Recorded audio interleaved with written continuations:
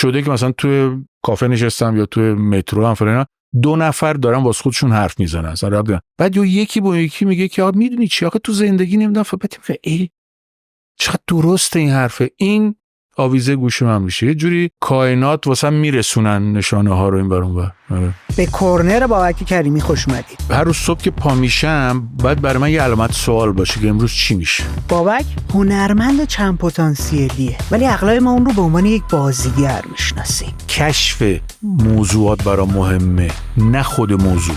امروز به کوزی کورنر اومده تا با هم در مورد خودشکوفایی دیرهنگام صحبت کنیم. میگم آقا من اولین فیلمم 10 سالم بود. بله. 51 سالگی ترکوندم. در مورد کوزی کورنرش با هم صحبت کردیم. توی ناخودآگاه خودمه در غیر منتظره ترین لحظات زندگی. در مورد این که چرا دنبال خلاقیت چه چیزی داره بهش اضافه میکنه.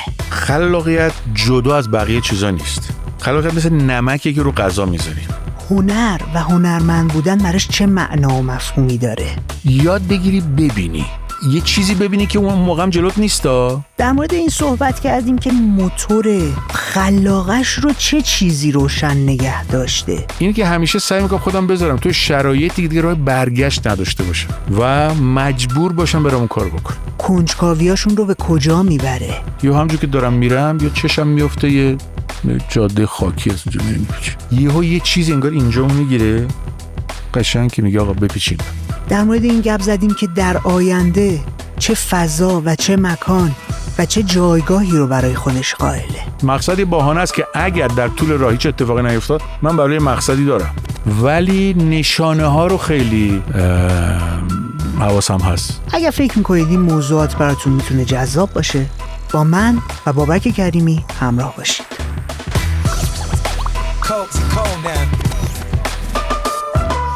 همونطور که از اینترو متوجه شدی بابک کریمی امروز اومده تا با هم در مورد لیت بلومینگ صحبت کنیم. ستاره‌های بین‌المللی مختلفی مثل ساموئل ال جکسون، مورگان فریمن کسایی بودن که شهرت بین‌المللی حتی حوزه کاری خودشون رو توی سنین بالا پیدا کردن و تجربه کردن. ما دوست داریم مهمون‌های از این دست هم به کوزی کورنر بیاریم و در مورد خلاقیت باشون گپ بزنیم. این امکان فقط به کمک شما فراهم میشه. با سابسکرایب کردن کانال یوتیوب ما، بزرگتر شدن کامیونیتیمون، قدرت رسانه‌ای به ما میدید که ما بتونیم مهمون‌های بین‌المللی رو هم به کوزی کورنر بیاریم. بریم ببینیم من و بابک کریمی در مورد چه چیزایی صحبت کردیم. بابک جون میدونی کوزی کورنرت کجاست؟ چیه؟ چه موقعی خلاق‌ترین حالت ممکن خودتی؟ توی ناخودآگاه خودمه و این ناخودآگاه گاهی وقتا تو خوابه، تو فاز خواب و بیداری منظوره، گاهی وقتا مثلا پشت فرمونه، من دارم رانندگی میکنم دیگه باید برم یه جایی که یهویی توی جایی که بابای اتصالاتی واقعا خیلی غیر منطقی، یه ماجرایی که مثلا یه جا گیره دنبال یه ایده هستم یه فلان یا مثلا یه واژه برای یه جمله‌ای که بعد یه جا بنویسم یهو اینا میاد در غیر منتظره ترین لحظات زندگیمه. واقعا نمیتونم یه فرمول بدم بگم کجاست، فرموله نیست، یه جوری ناخودآگاه همو کوک میکنم میشینم تا این بجوشه. یعنی همیشه آماده الهامه و رسیدن ایده ها هستی. بله چون ایده هام خیلی ظریف میان، یعنی مثل این که یه کسی رد شه از پشت سر یا پچ کنه،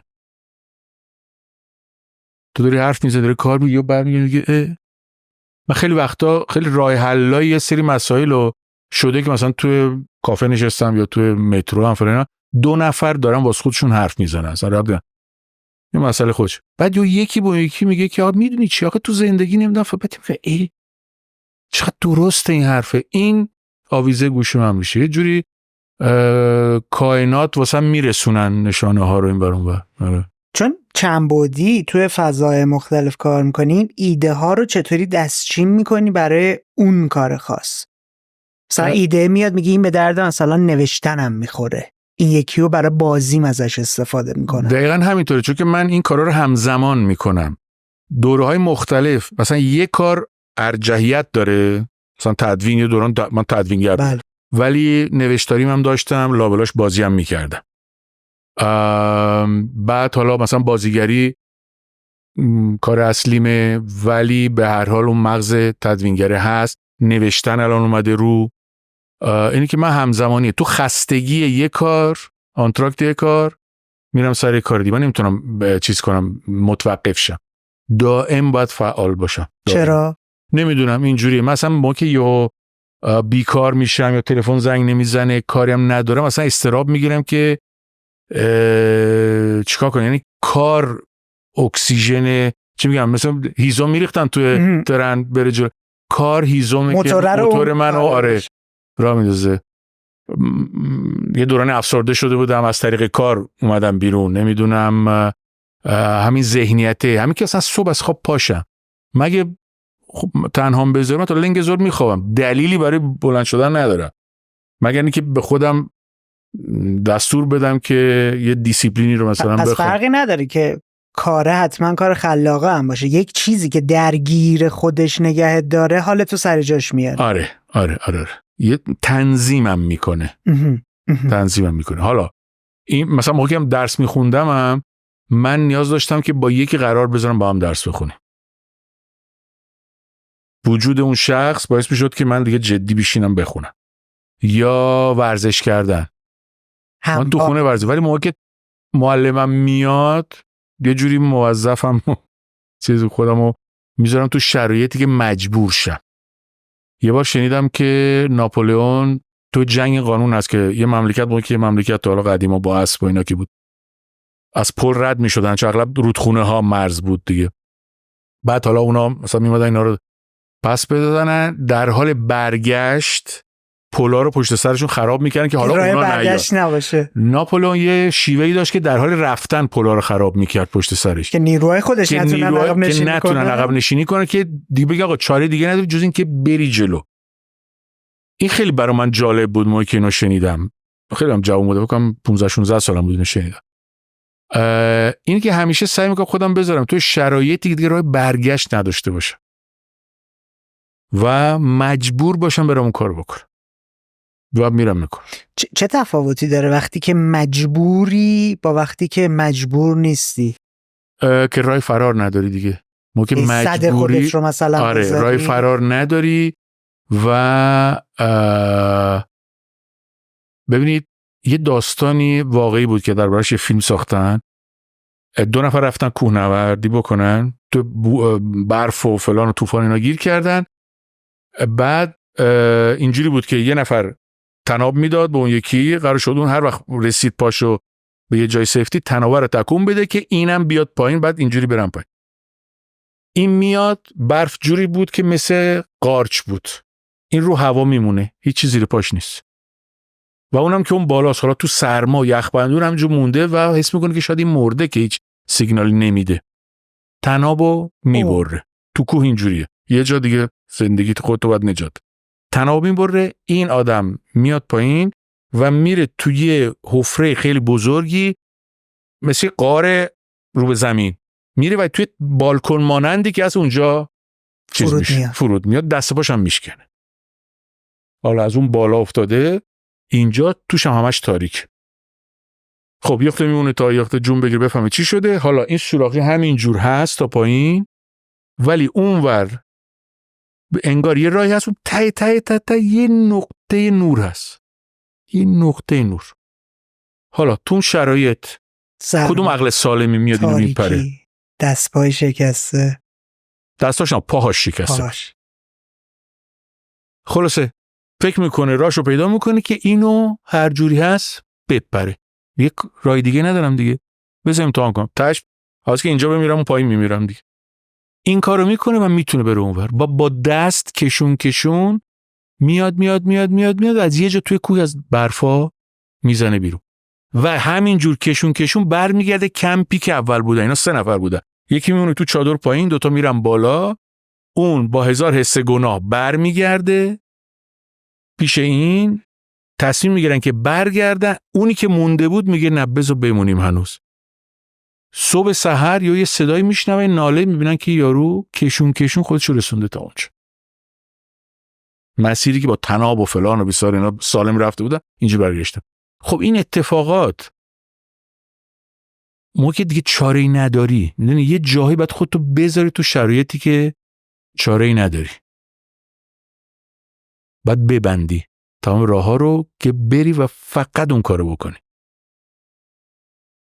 یه نکته‌ای که تو صحبتات هست اینه که کاره خودش داره موتور رو روشن نگه میداره. اون وقت خوراک این موتور چیه؟ یعنی اگر اینو بگیم این مشعلشه، خود اتفاقی که اون تو داره میفته بنزینش چیه؟ ببین خلاقیت جدا از بقیه چیزا نیست. خلاقیت مثل نمکی که رو غذا میذاری. غذای باید باشه، گشنه باید باشی فلان، ولی اون باعث میشه که یه غذا خوشمزه. خلاقیت اون چیزی که غذا رو خوشمزه تر میکنه. غذا رو نمیپزه، خوشمزه تر میکنه. حالا من یه کاری میکنم، هر کاری. من میتونم خیلی مکانیکی اون کار انجام بدم، یعنی مینیمومی که باید انجام بدی که اون کار به ثمر برسه، یا میتونی یه جرقه یه چیزی بذاری توش. اون هیچ دستور عملی نداره. اون همون ناخودآگاهه. یه چیزی رو میبینی، مثل رعد و برق تو تاریکی، تو نوک پات هم نمیبینی، یه رعد و برق میشه تا بی‌نهایت و یه لحظه میبینی و خاموش میشه. گاهی وقتا خلاقیت اینه، یه جرقه‌ای که همه چی رو بیدار میکنه، میگه برم این کارو بکنم. یعنی مثلا من خیلی خونه سازم، شما یه جای داغون من بده، من اونو به بهترین نحو درستش میکنم. ولی من معماری نخوندم، طراحی داخلی هم نخوندم. یک لحظه من اون خونه رو تموم شدهش رو میبینم. تموم شد، یه لحظه است. مثلا الان خونه که زندگی میکنم از صفر با معمار تو شما رو چیز کردیم و خیلی جاها یه ایدایی میداد، خیلی هم خوب بود اینا، ولی در حد مجله معماری بود که تموم بشه عکس بگیریم بگیم ما اینو ساختیم، کاربردی نبود. من میگفتم اینجا اینو میخواد، اینو گفت نه آخه اینجا ترکیبش. گفتم ببین تو فقط عکس آخرش رو میخوای، من توش زندگی کنم. من همون تموم میشه هولمو باید دم دست داشته باشم، نمیتونه اونجا باشه. قشنگه ها، نمیگم زشته، ولی پراتیک من در عمل باید تموم شدهشو ببینم. یا موقعی که فیلم برداری میخوندم و نورپردازی میکردم، یه نورپرداز همجوری نمیشینه که قدیما اینجوری بود، از این وری نور میداد، نه از این وری خوشم نمیاد. الان باید بری قشنگ یک تصویری از اون چیز نهایی رو داشته باشی و دستور بدی که چجوری بچه‌ها نورا رو بچینن و اون اتمسفر رو باید تموم شدهشو ببینی توی لوکیشن. طراحان صحنه میبینن، میرن توی جای داغون نگاه میکنه، پنجره فلان اینا، یه چیز میبینی، یه مبل مثلا قرمز اونجا میبینی. این باید ببینی، نمیتونی بری مبل فروشی 100 تا مبل بیارن ببرن تا ببینی کدومش خوبه. یه جاهایی باید یه حسی تو رو هدایت کنه و یه جرقه‌ای مثلا اون رعد و برقی روشن کنه خاموش کنه، دیگه تکلیفت روشن، میدونی چیه. حسه اینه که شهوده رو نگه میداری ببینی دل چی داره بهت میگه، یا دو تا چهار تا یه مهندسی فرمول نداره، تو ترکیب این چیزاست. ترکیب این چیزاست. گاهی وقتا اون جرقه هم ایجاد نشده ولی یه چیز غریزه میگه آقا تو باید بری این طرف. مثلا من تو سفر این اتفاق واسم میفته، من با یه مقصدی راه میفتم، من سفر با موتور میرم، تنها میرم، دقیقاً به همین دلیل که بتونم هر جا برنامه رو عوض کنم، با کسی معامله نکنم. ماجرا باید برم یه جایی، یا همونجوری که دارم میرم یا چشم میفته یه جاده خاکی هست اونجا میپیچه، نمیدونم جاده چی هست، نه پشت کوه چه خبره، ممکنم برم یه دره باشه بیفتم حالا مقصدم دارم، تو مقصدم یه سری آدما منتظرم، یه چیز انگار اینجا میگیره قشنگ که میگه آقا بپیچیم. وای میستم نگاه میکنم، ساعت نگاه میکنم، با منطق سعی میکنم میگم بابا دیگه دارم میرم، دیر 2 ساعت کار باز 10 متر میرم وای میستم. اینا نمیشه. از ذهنت نمیتونم. نه اون صدام میکنه اصلا، مثل که یکی پیرن تو بگیره هی نذاره راه بری، مثل بچه که بابا میخواد از خونه بره بیرون کتشو میگیره، اونجوری میشه. چیه کنجکاو؟ نمیدونم، میپیچم و میرم یا یه جای عجیب غریب کشف میکنم. من یادم اولین سفری که تو ایران کردم با موتور، بلند شدم یه روز که برم رشت پیش بعضی از دوستان، من 6 روز بعد رسیدم رشت. مسیر نصف روزه رو. دقیقاً. برای که رفتم قزوین، از اونجا یه چیز رفتم علموت، از اونجا رفتم جاده 3000 و بعد اونجا بودم و بعد رفتم تونکابون و بالا و بعد پیچیدم 2 روز توی رامسر بودم و رفتم تپه‌های با اصلا چیز شد. 6 روز بعد من رسیدم رشت. تو بقیه چیزای این مدلی که از مسیره میخوای لذت ببری و مقصد خیلی برات مهم نیست؟ مثلا مقصد یه بهانه است که اگر در طول راه هیچ اتفاقی نیفتاد من برای مقصدی دارم میرم و اونم برای جنبه‌های جالب خودشو داره، ولی نشانه ها رو خیلی حواسم هست. خب این نشانه ها رو ازشون چه استفاده میکنی؟ کجا میاری؟ تو دل کارات میاری؟ تو زندگیت میاری؟ تا اونجا که میشه سعی میکنم بگم اون نشانه داره با ناخودآگاه من ارتباطی برقرار میکنه، یه چیزی هست و میرم ببینم این چیه، این چیزی که منو وسوسه کرده که برم اونجا، یا چرا میرم اونجا خوشم میاد یا 2 روز میمونم. یعنی یه نوع کشف خودته، یه سری نشانه های بیرونی، یا مثلا موقعی که ما از یه آدم خوشمون میاد میریم توی مهمونی، یا ما آدم دیگه هم آدم خیلی خوب و فلان اینا، یا یکی جلب توجه تو از یکی خوشت میاد. ممکنه زندگی تو داغون کنه ها، آره. ممکنه جلادت باشه ولی یه ربطی با تو داره، همون جلاد بودنش. یعنی میره این آدم قراره چیز به تو یاد بده، یه نقطه ضعفی که فکر نمی‌کنی داری یا میدونی داری، مثلا فکر می‌کنی که کنترلش می‌کنی، یکی میاد قشنگ سیخو میکنه اونجا و تو داغون میشی و میگی من چرا بیارم این هم آدم، دقیقاً این آدم جلب توجه شد. خیلی جالبه. در مورد ایده ها گفتی، ایده ها اینجوره، یه مورد مسیر و اون کنجکاوی هم یه حسی می اومده که نمیتونستی جلوش مقاومت کنی، حتی در برابر آشنا شدن با آدم ها هم این باهات هست. یعنی من موقعی که یه چیزی برام جلب توجه میکنه، اصلا برام مهم نیست که اون چیز چیه، اون آدم کیه، چرا جلب توجه منو جلب کرده، این برای من مهمه. الان من یه چیزی رو میتونم متوجه بشم. من وقتی کارنامه کاریتو مرور میکنم، فعالیتایی که توی تمام این سالا داشتی، حوزه‌های مختلف پریدی رفتی سمت حوزه‌های دیگه، تجربه گرا بودن توی نقشایی که گرفتی برات هم اهمیت نداشته که چه کارگردانی باشه، کار اولی باشه، فیلم کوتاه باشه، بلند باشه. فکر میکنم علتش اینه، یه رابطه عجیب غریبی پیدا میکنی با اتفاقات، با موضوعات، با ایده ها که اونا دارن تو رو هل میدن سمت تجربه کرد. ببین یه خوردم تنوع طلبیه. من هر روز صبح که پا میشم باید برای من یه علامت سوال باشه که امروز چی میشه. میرم سر کار، حالا یه سکانسی باید بگیریم، یه کار باید، امروز چی در میاد از توش.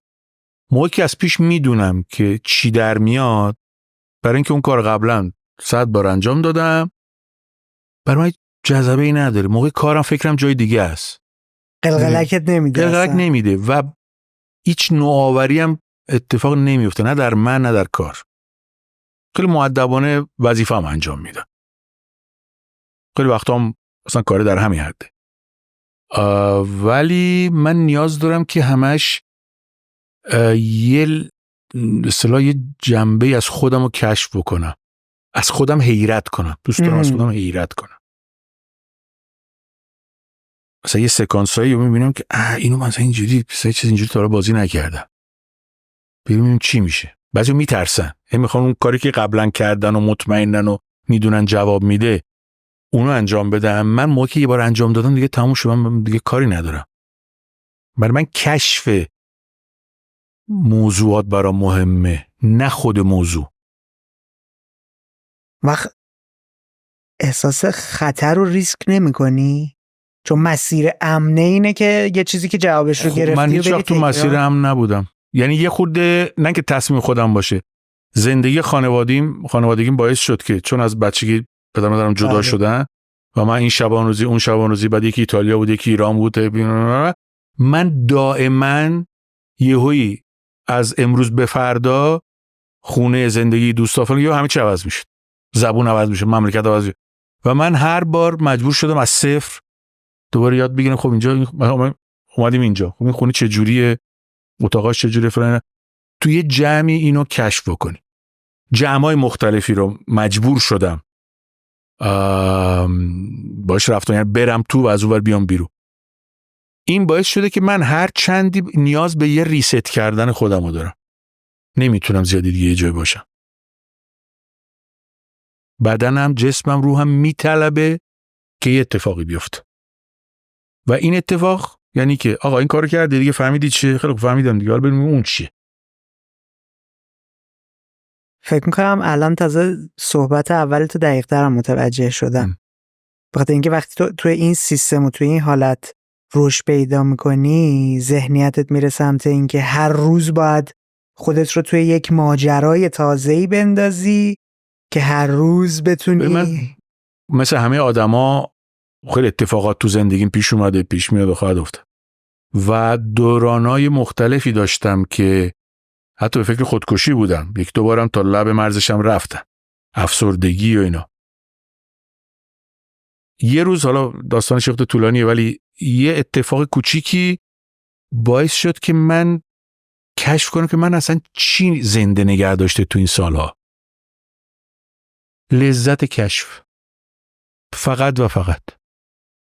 آخه اون کشف کردن هم داری میگی برمیگردی به خودت، توی خودت یه بار، حالا این اوج دیگه، این نوکشو میگم، یه بار توی دوران خیلی سخت و فلان، بعد از یه تلفن خیلی متشنجی که با این نفر داشتم، تلفن رو پرت کردم و میخواستم دوباره رفتم دادم بالکن تا به پنجم میشستم که پرت کنم.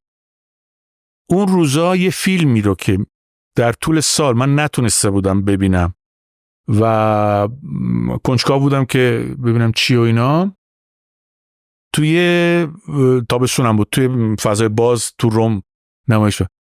گفتم بذار این فیلم رو ببینم که میرم دیگه، نگه کاش میذارم دیگه راحت دیگه هر کاری می‌خواستم بکنم کردم. هیچ رفتم فیلم رو دیدم، فیلم با بابام عوض کرد، بعد دو تا رفقا رو دیدم و رفتیم یه چیز خوردیم و گپ زدیم، اومدم خونه تموم شد.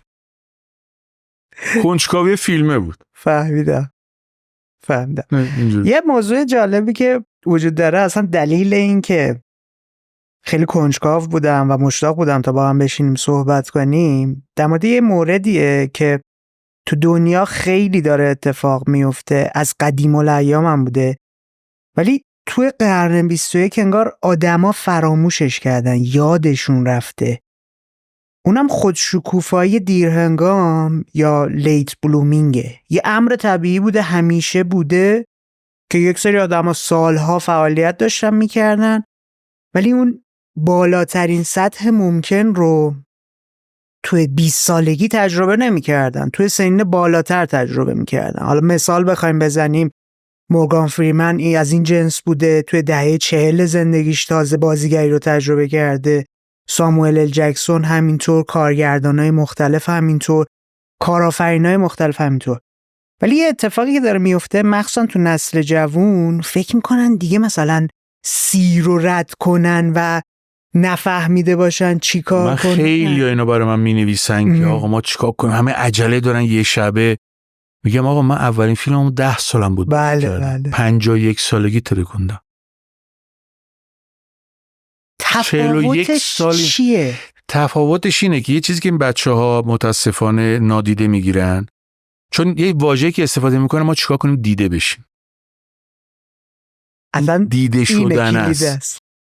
که اونایی که از این در وارد میشن چیکار کنیم دیده بشیم، میگم خب اگه میخوای دیده بشی با 2 تا از دوستات که موبایل خوب دارن برو 4 ولی است لخ شو لخ شو یه 2 دقیقه غیر بده، اینا فیلم بگیرن بذارو یوتیوب، اینستاگرام 24 ساعته دیگه وایرا همه دیده. نه آقا این فلان. میگم خب اگه میخوای بازیگری بکنی، بازیگری مثل همه شغلا یه فوت و فن داره، تجربه داره، باید بری درسشو بخونی، کار کنی، مثل ورزشه، شما یه شبه که نمیری جام جهانی بازی کنی که، بعد از تو کوچه شروع کنی فلان لگد بخوری فلان تا یاد بگیری. به اینجا که میرسه اینا گیر میکنه. بعد برای اینکه بی خودی هم نرن حالا مثلا دوره‌هایی ببینن که به جای نرسه، میگم اغلب تو شهرستانه، میگم هر جا که هستی یه قهوه خونه‌ای هست اونجا دیگه، به هر حال همه جایی هست. برو یه متنی که دوست داری، برو یه گوشه وایسا اینو برای حضار بخون. اگر تونستی اولا از این که اونجا همه نورا رو تو باشه و بتونی توجه اینا رو جلب بکنی، خجالت نکشیدی، آخرش اس کردی لذت بخش بود و تونستی توجه اینا رو جلب بکن و بعد که تموم شد گفتن ازت تشکر کردن، گفتن هفته دیگه هم مثلا خوش گذشته بهش یا یه چیز دیگه برامون بخون، میتونی این کار ادامه بدی. ولی اگه معذبی که این همه آدم دارن نگاهت میکنن یا حواسشون پرته یا مثلا میخونی و باید خجالت میکشی و مثلا اینو بس کنم، برای اینکه یه همچین شجاعتی میخواد، یعنی یه جا بری همون رفتن است. مثل تئاتر مثلا به مثال خیلی درستیه. من سالها فکر میکردم که هیچ وقت نتونم تئاتر بازی کنم، برای اینکه میگفتم خب برم رو سن بعد یا یادم بره دیالوگ، من چیکار کنم، مردم نشستن اونجا من اونجا چی بگم. بعد خیلی از بچهای تئاتر میگفتن نه بابا اینجوری نیست چون تمرین میکنی، ولی خب برای این ترسه بود دیگه، چون حافظه آنچنانی هم ندارم. این دوتا چیز بام تا اینکه منم ایران اینا یه تئاتر بازی کردم بار اول. شب اول من اصلا رفتم پشت و زار گریه گفتم شد. بعدش شد، یعنی خودم انداختم توی شرایطی گفتم وای برو دیگه، یا موفقی یا خراب میکنی دیگه، خراب میکنی آقا باشه خراب تموش. قبول کن. ما خیلی از این جوونا نمیخوان بپذیرن که اشتباه کردن جزو پروسه رشده. چون اصلا اسمش اشتباهه که ما بهش میگیم اشتباه نیست. به یه مرزی میرسی که مرز رو باید بشکنی و بری بالاتر، این مرز رو بشکنی بری بالاتر، اینجوریه. خط و خطوط تو بهت داره میگه، نه اینکه نمیتونی اون کارو بکنی. یعنی تو زندگی همینجوری مثلا یه نابینا که راه میره، من میشه مثال واسهشو میذارم، خب نمیبینه جلوشو دیگه، میخواد بره یه جایی، یه چوب داره که در حد نیم متر بهش راه رو اطمینان میده که میتونه قدم برداره، میرسه به یه مانع.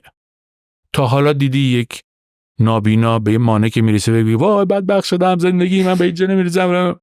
مانع یعنی که آقا اون راه تا اونجا میزنه تا راه میگه تا اونجاش خوب بود، حالا این ور خالی از این ور برو.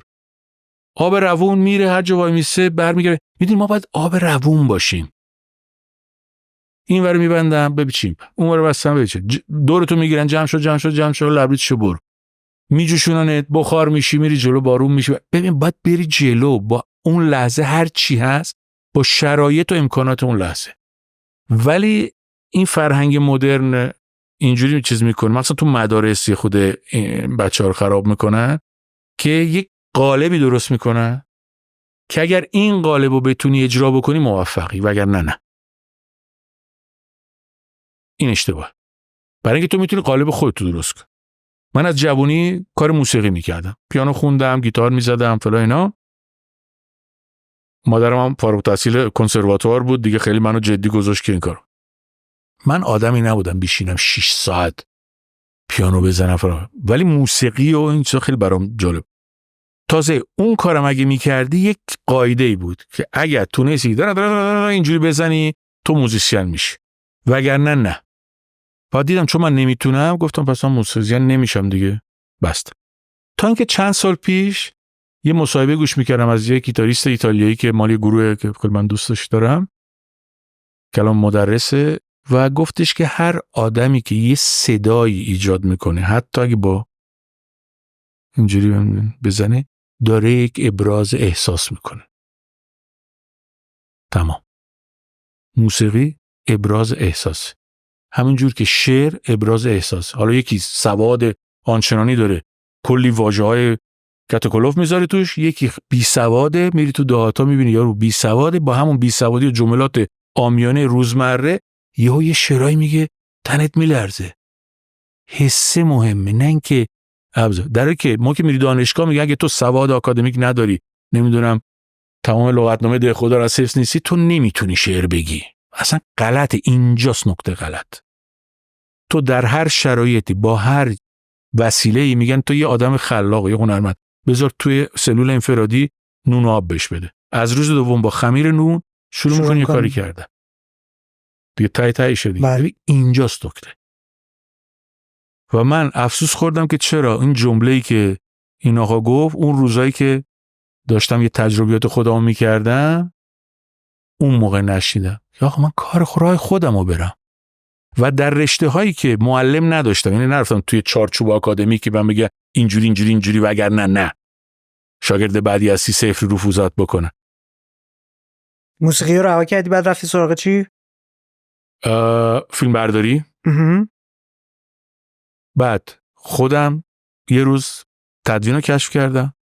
من یعنی یک روز خودم کشف کردم. برای که توی تلویزیونی کار می‌کردم، تلویزیون خصوصی، اونجا دستیار بودم. کار اول این بود که استودیو رو جای اینجوری بود، تموم که میشد جارو برقی بکشم و میزار رو عوض کنم مثلا برای برنامه بعدی.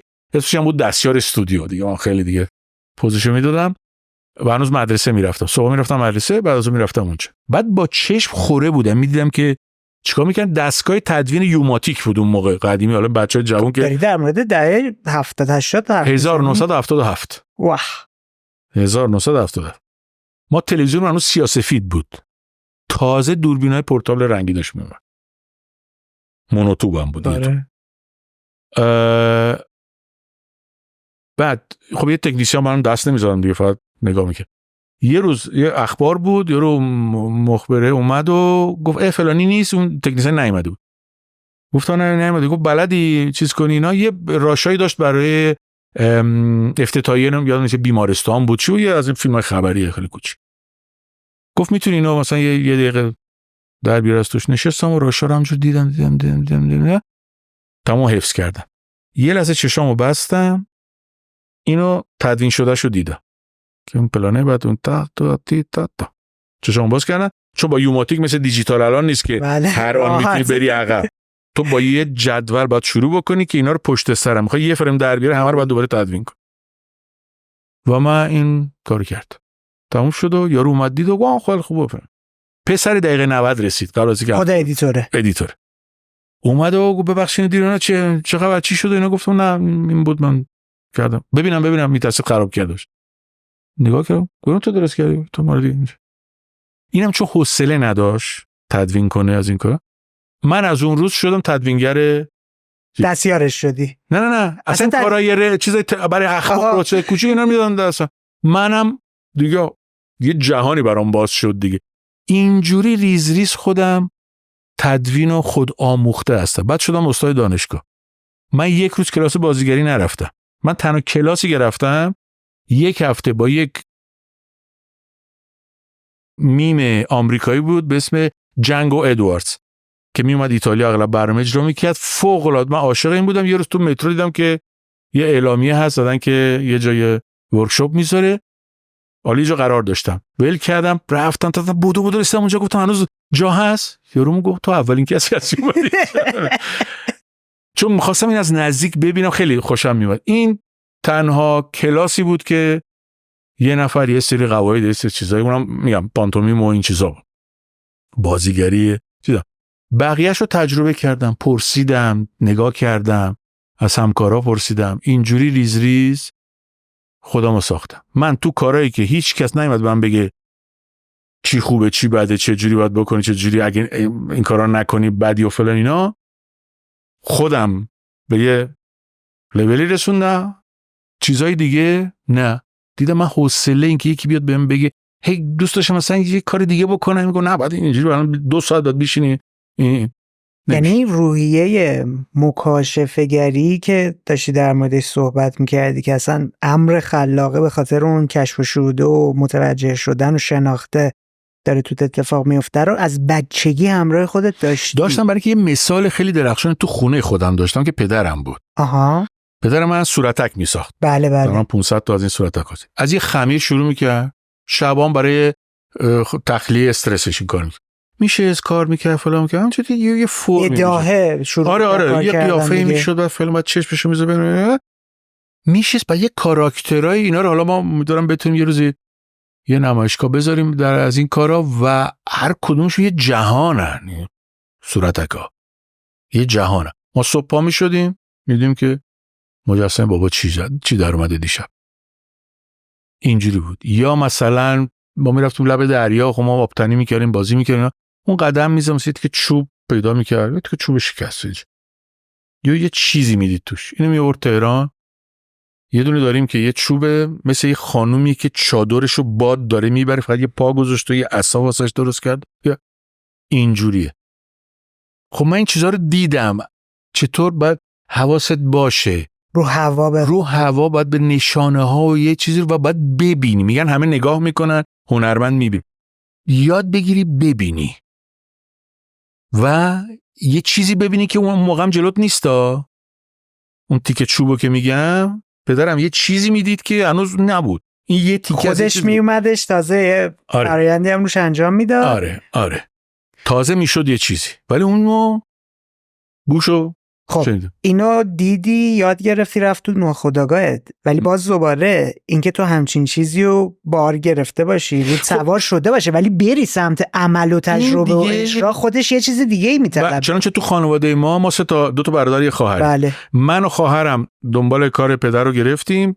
برادرم رفت دنبال ورزش و قهرمان تایکواندو و مثلا یه چیز دیگه شد. مثلا کلا پدرم هر سه تامون رو گذاشت تو شرایطی که هنر دست ما رو برد تو فیلماش بازی کنیم نمیدونم تیزر و این چیزا. یعنی اینجوری نبود که منو بخواد مثلا تربیت کنه یک دیگه. ولی اون وقت هنرهای پدرم هم تو ما سه تا تقسیم شد. من بازیگری و اینا رو گرفتم. خواهرم عروسک سازی و انیمیشن و صدا هم همینطوری تو صدا اینا و برادرم استعداد مجسمه سازی داره. خیلی تو دست بده. من نکتم اینه که خب تو هی قلقلکت بده بری تجربه کنی خب ولی هیچ وقت ترمز خودت نبودی اونجا. تدوینگر نیومده. چه دلیل داره برگردی بگی من تدوینه رو انجام میدم من تستش میکنم؟ یک چیزی داری یا اونجا موسیقی رو رها کنی بری سمت تدوین بعد تدوین رو رها کنی بری سمت بازیگری هی اتفاقات دیگه. الان من میدونم درگیر مثلا نوشتن هستی. خب تیکای قبلی رو زدی دیگه چه دلیلی داره که نمیتونی بگی به چیزای دیگه؟ ببین من از بچگی دوست داشتم بشینم پشت فرمون ماشین بابا. خب تا 18 سال نمیشد دیگه. بله. ما خوشبختانه تو کوچه پس کوچه های تجریش میشستیم. همیشه از در خونه تا بیایم تا که امروز خیابون شریعتی اسمشه من میروندم. یواشکی یا اوکی؟ نه با هم میمدیم بیرون. آره من میروندم. یعنی باز دوباره داری میگی اون نگاهه که تو نشانه ها رو قاب بزنی. پیش فعال بودم مثل همه بچه‌ها می‌خواستم زودی فضا نورد شم.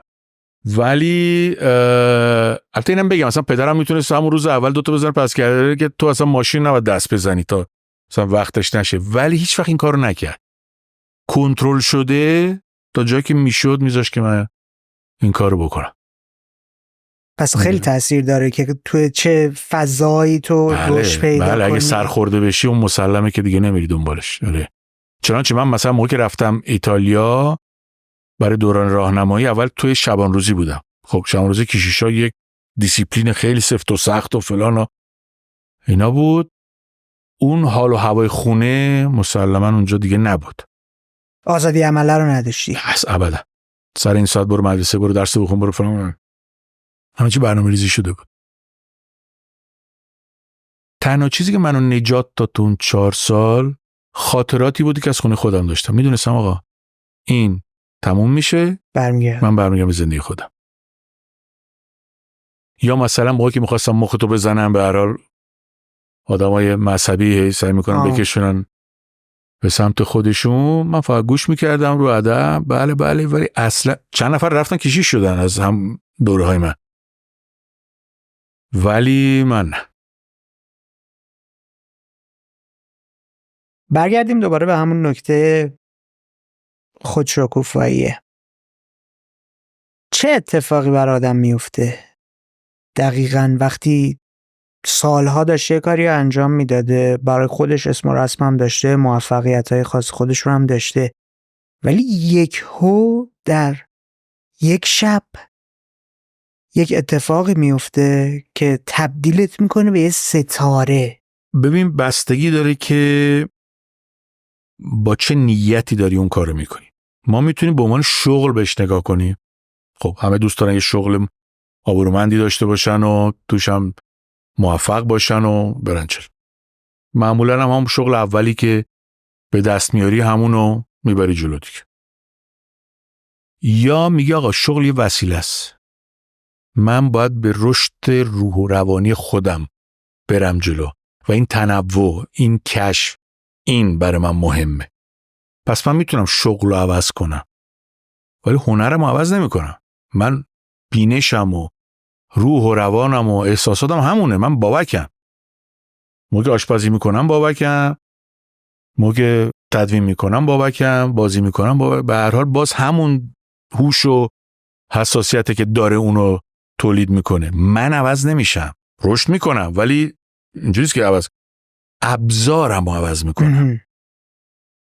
ولی موقعی که حوزه‌های ابزار فقط، ولی اگه من فقط ابزاری فکر کنم که حالا یه شغل دارم، یه جایگاه دارم، فلان دارم، بعد پس فردا باید یکی رقیب دارم، بعد بزنم اونو دک کنم، زیرا به اونو بزنم. یعنی من مثلا تو محیطم موقع وارد حرفه‌ای شدم، هم موقع تو تلویزیون بودم، خب هم شاگرده هم سنای ما مصادف شد با همین تلویزیون‌ها که راه افتادن، همه شاغل شدیم خیلی زود و یه رقابت‌ها ایجاد شد. چون مثلا بعضی تلویزیون‌ها خب معتبرتر بودن، قشنگ زیرا به هم دیگه رو می‌زدن. من یهو خداویسی کردم، رفتم تدوین. توی تدوینم یهو به یه لولی که میرسی یهو می‌بینی که رفقا رفیقم ولی بعد یه جوری نگات میکنن، یه حرفای میشنوی و فلان اینا. یادم اولین باری که منو دعوت کردن انجمن تدوینگرا، یه جلسه خیلی از ایتالیا، تدوینگرا ایتالیا، و خب خیلی باعث افتخار بود، مخصوصا که انجمن سالها متوقف بود. حالا دوباره چیزی که من به عنوان یک نماینده با کسای دیگه نسل جدید رفتیم توی جلسه خیلی بزرگ اینا. حالا این قدیمی‌ها که برای من اسطوره بودن، اینا هر کدوم یه رزومه عجیب غریب و نسل بعدشون و ما هم که حالا مثلا جوونا بودیم. من شدم گوش میکردم ببینم مثلا محیط چجوری. از همون اول یهو یک دعواهایی را افتاد، تو کارگردان منو دزدید، تو اصلا یه حرفه. منی که نیم ساعت اول باعث افتخار و هیجانم بود که منو آدم حساب کردن، من گفتم من نمیخوام اصلا. ببین گفتم تو اصلا یعنی چی؟ ببین کارگردانم ازم دزدیدی چیه؟ خب اونم آدمه، اونم شاید خاصا نمیخواسته با تو کار بکنه اصلا این و موقعی هم که ول کردم درست موقعی بود که این بازی‌ها شروع شد و دیگه نمیخواستم وارد این بازی‌ها بشم. من کار خودم میکردم.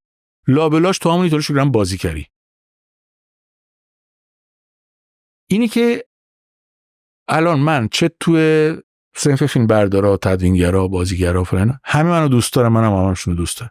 برای اینکه هیچ وقت وارد اون بازی کثیف رقابتی نشدیم. منو مثل یه ماهی بودم که نمیتونستن بگیرن. خیلی سعی می‌کردم مثلا جناحی میشو، مثلا تو بیا طرف ما، تو مثلا فلان جلسه رأی بره، اصلا هیچ وقت وارد این بازی نشدم. همیشه ماهی بودم که از دستشون در میره. اینه که با من کاری نداشتم. و روزی که من بعد از 40 سال زندگی ایتالیامو بستم، اومدم ایران، مصادف شد با فیلم جدایی، بازی کردم، رفتیم برلین و 3 تا خرس و فلان اینا، این خبرش در اومد، دستیارم برام پیغام داد که بابا ما توی شرکتی میرفتیم کار میکردیم که تقریبا 1/3 سینما و تلویزیون ایتالیا اونجا سالن دارن و فلان اینا، تو با فیلمنامه میری و با فیلم تموم شده میای بیرون، سالن میکس و تدوین و صدا همه چی اونجاست. من 3 سال آخر رو همیشه اونجا کار میکردم دیگه، همه رو میشناختین. گفت اینا همه بریدن، میگن بابا این که تا دیروز اینجا داشت کار میکرد، یعنی چی رفت برلین و خرسه. و این بیشتر منو شاد کرد تا خود خرسه، چون خرسه مسئولیتی گذاشت رو بارم. ولی این که آقا من وارد این بازی شما نمیشم، بمونین اونجا. منم کار کردم، حتی یه دورانی جزو هیئت مدیره انجمن تدوینگرای ایتالیا بودم، ولی تجربه اون ماجرا برای من تموم شده. شما بمونین همون کار همیشگیتون ادامه بدید. من رفتم آب و هوا عوض کردم و کاملا همه چی رو خیلی با من گفتن دیوونه بابا، این همه زندگی فلان اینا رو تو مدرسه عالی سینما درس میدم، یعنی بهترین شرایط. میگم آقا دیگه رسیدم، دیگه کجا برم؟ یعنی احتیاج به تعویض داشته و نمیدونستم میام ایران چیکار میکنم. من 1 سال به خودم مرخصی دادم که بیام یعنی فقط طراحی شده و مهندسی شده، نه جمع کنم زندگی رو بیام اینجا که فلان کارا رو بکنم. ابدا من داشتم چمدونم میبستم فرادی زنگ زد. داستان جدایی رو تلفنی واسه من تعریف کرد و گفت ما 2-3 ماه دیگه حالا دادیم برای مجوز، شروع میکنیم به تمرین‌ها و اگه بتونی باشی. گفتم منم دارم میبندم و خونم دارم میام دیگه. ما مصادف شد یا فیلم‌های ایتالیایی شما رو دیده بود؟ فیلم تیکتس کیارستمی رو دیده بود که اونجا من یه پلان بازی کرد. تیکتس فکر کنم 3 تا فیلم 3 تا اپیزود. آره اپیزود دومی مال کیارستمی داره. و رو هوا زده بود و من فقط گفتم من میخوام برم ایران، می‌خواستم برم کویرگردی. نیاز داشتم به یه نظافت. کامپیوتر رو خالی می‌کنی، خونه رو خالی می‌کنی، اصلا یه همچین چیزی. روانم دیگه واقعا رسید سر ماجرای خصوصی زندگیم و کاری و فلان، دیگه رسید به جایی که دیگه دیدم فقط دارم میدوام قبض خونه بده، اینو بده، آور بده، فلان کنم، بعد سگو ببر بیرون، بچه رو فلان کنم. دیگه مثلا دیگه نمیکشه. داری میگی که یعنی من خودمو نجات دادم. اون که اصلا و نمیدونستم میرم چیکار میکنم. گفتم 1 سال به خودم وقت میدم بازسازی کنم، خب بعد تاش تو ایران میشینم تدوینگری میکنم یا برمیگردم ایتالیا دوباره به کارم ادامه میدم اگه روحیه‌شو داشتم. اینجوری بود. یه چیز جالبی که برای من وجود داره تو صحبتات اینه که تمام حوزه‌های خلاقه رو ابزار میدونی، حتی نمیای وزدهی کنی بگی که این موسیقی مثلا اعتبارش اینجا، این بازیگری این مدلی، تدوینه مثلا فلان جای، نه این یکی میگه اصلا مهم نیست، اینا وسیله است. ببینید یه مهم اینه که در لحظه من چی رو دوست دارم کشف کنم. یکی که نقاشی میکنه بعد میاد یه مجسمه میسازه یا مثلا اسکیس میزنه رو کاغذ، باز همون کار داره میکنه. اینا ماتریالای مختلفن. ببین شغل، هنر یه چیزه، شغل چیز دیگه است. این دوتا رو ما نباید با هم قاطی بکنی. یه سینماگر معنیش نیست که تو هنرمندی. تو بلدی ابزار سینما رو استفاده کنی، یه چیزی درست کنی که سر داره ته داره، بهش میگن فیلم. هنرمند چیز دیگه است.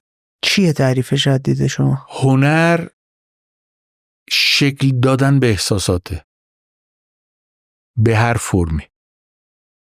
روی ماسه، لب دریا، مجسمه، هر ابزاری که داری و بلدی 4 تا کلمه رو بغل هم ردیف بکنی، اون هنره که بری یه جایی بزنی. ببینی این بشقابه، نابینام بیاد دست بزنه میگه این بشقاب، این میزه گرده فهمه، همه چی ملموسه به غیر از احساسات. ما تنها چیزی رو که نمیتونیم بهش دست بزنیم و فرم بدیم احساسات که اینقدر چیزن متنوعن.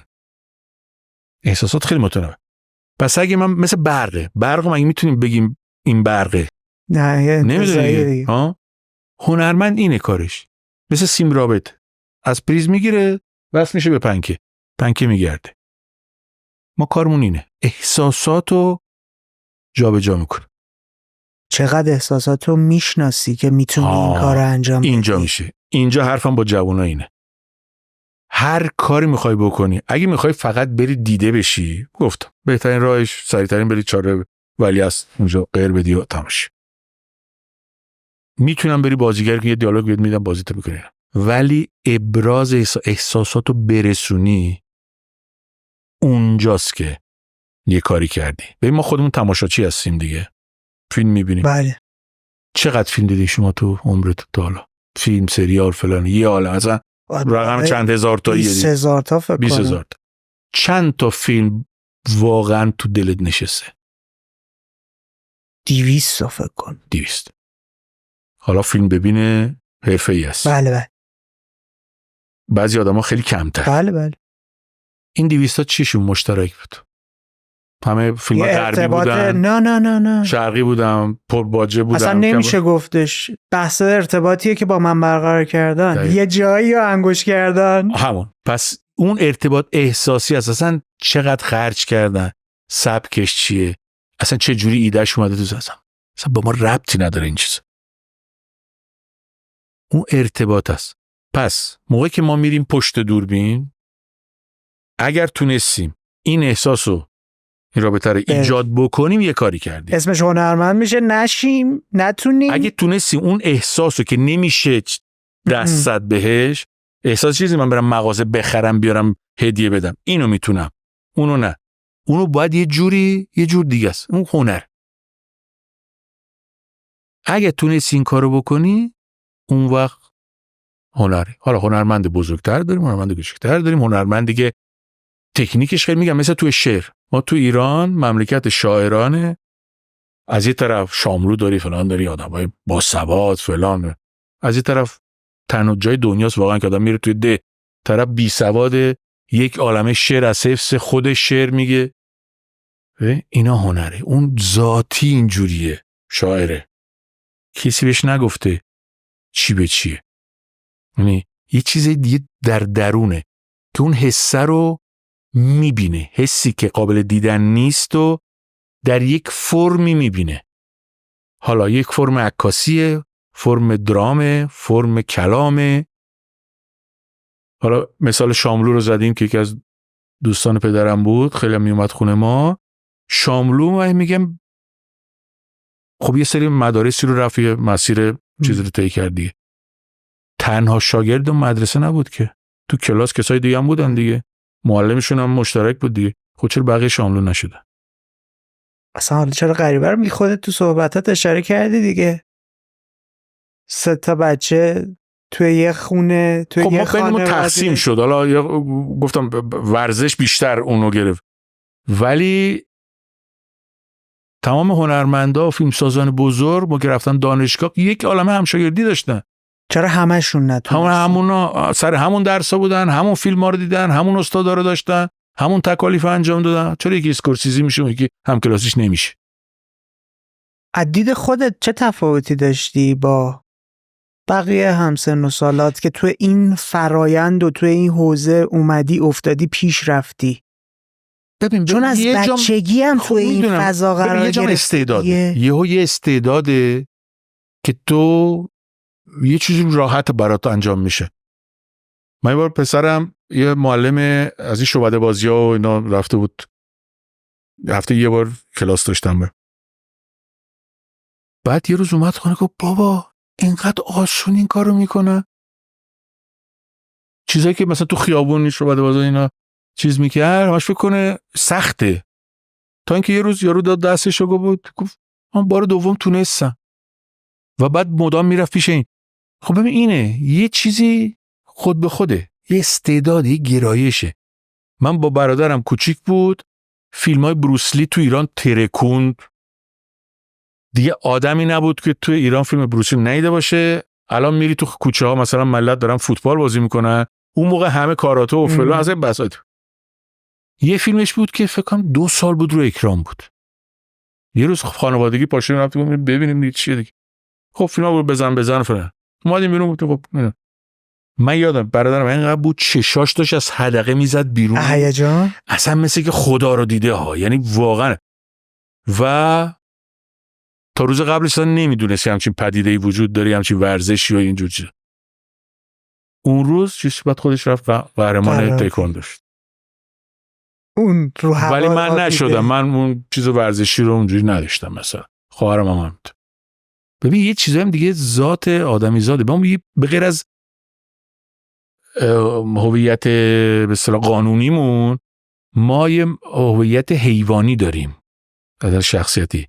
ما میگیم انسان ها همه یه جورن، حیوانات هم میگیم یه جورن، ولی شما یه گربه رو مثلا میاری تو خونت بیاد رو تختت، مثلا ما که خوابیدی اونجا چیز باشه، یه تمساحو میاری؟ نه. یه پلنگو میاری؟ ولی اگه دوست داشته باشی یه فاصله ایجاد میکنی که آزارش به تو نرسه، ولی یعنی خصوصیتشو باید تشخیص بدی که بهترین شیوه ارتباط برقرار کردن باش چیه. ما آدمام اینجوری هستیم. ما سگ استعداد بویایی داره، ولی باهوشترین سگو بهش بگی به تلفن جواب بده نمیتونه، ولی میتونه آدما رو مثلا زلزله از زیر آواره پیدا بکنه. گربه تو تاریکی میبینه. هر کی در یک چیزی یک مهارت عجیبی داره، به شرطی که اون ماهیت حیوانی خودش رو کشف بکنه. اونو پیدا بکنی دیگه میفهمی اصلا دنبال چه کاری نباید بری که برای که مال تو نیست. چجوری باید این کار رو انجام بده؟ چجوریشو نمیدونم. یه جایی شهودی دیگه، یه جا ببین میبینی دیگه، یه کاری میکنی جواب میده، همه میگن ای بابا اینو تو کردی، یه کار دیگه میگم مثل درس داد نکن، یعنی خراب کردی دیگه. یعنی از نتیجه کار زندگی بهت میگه چی هستی.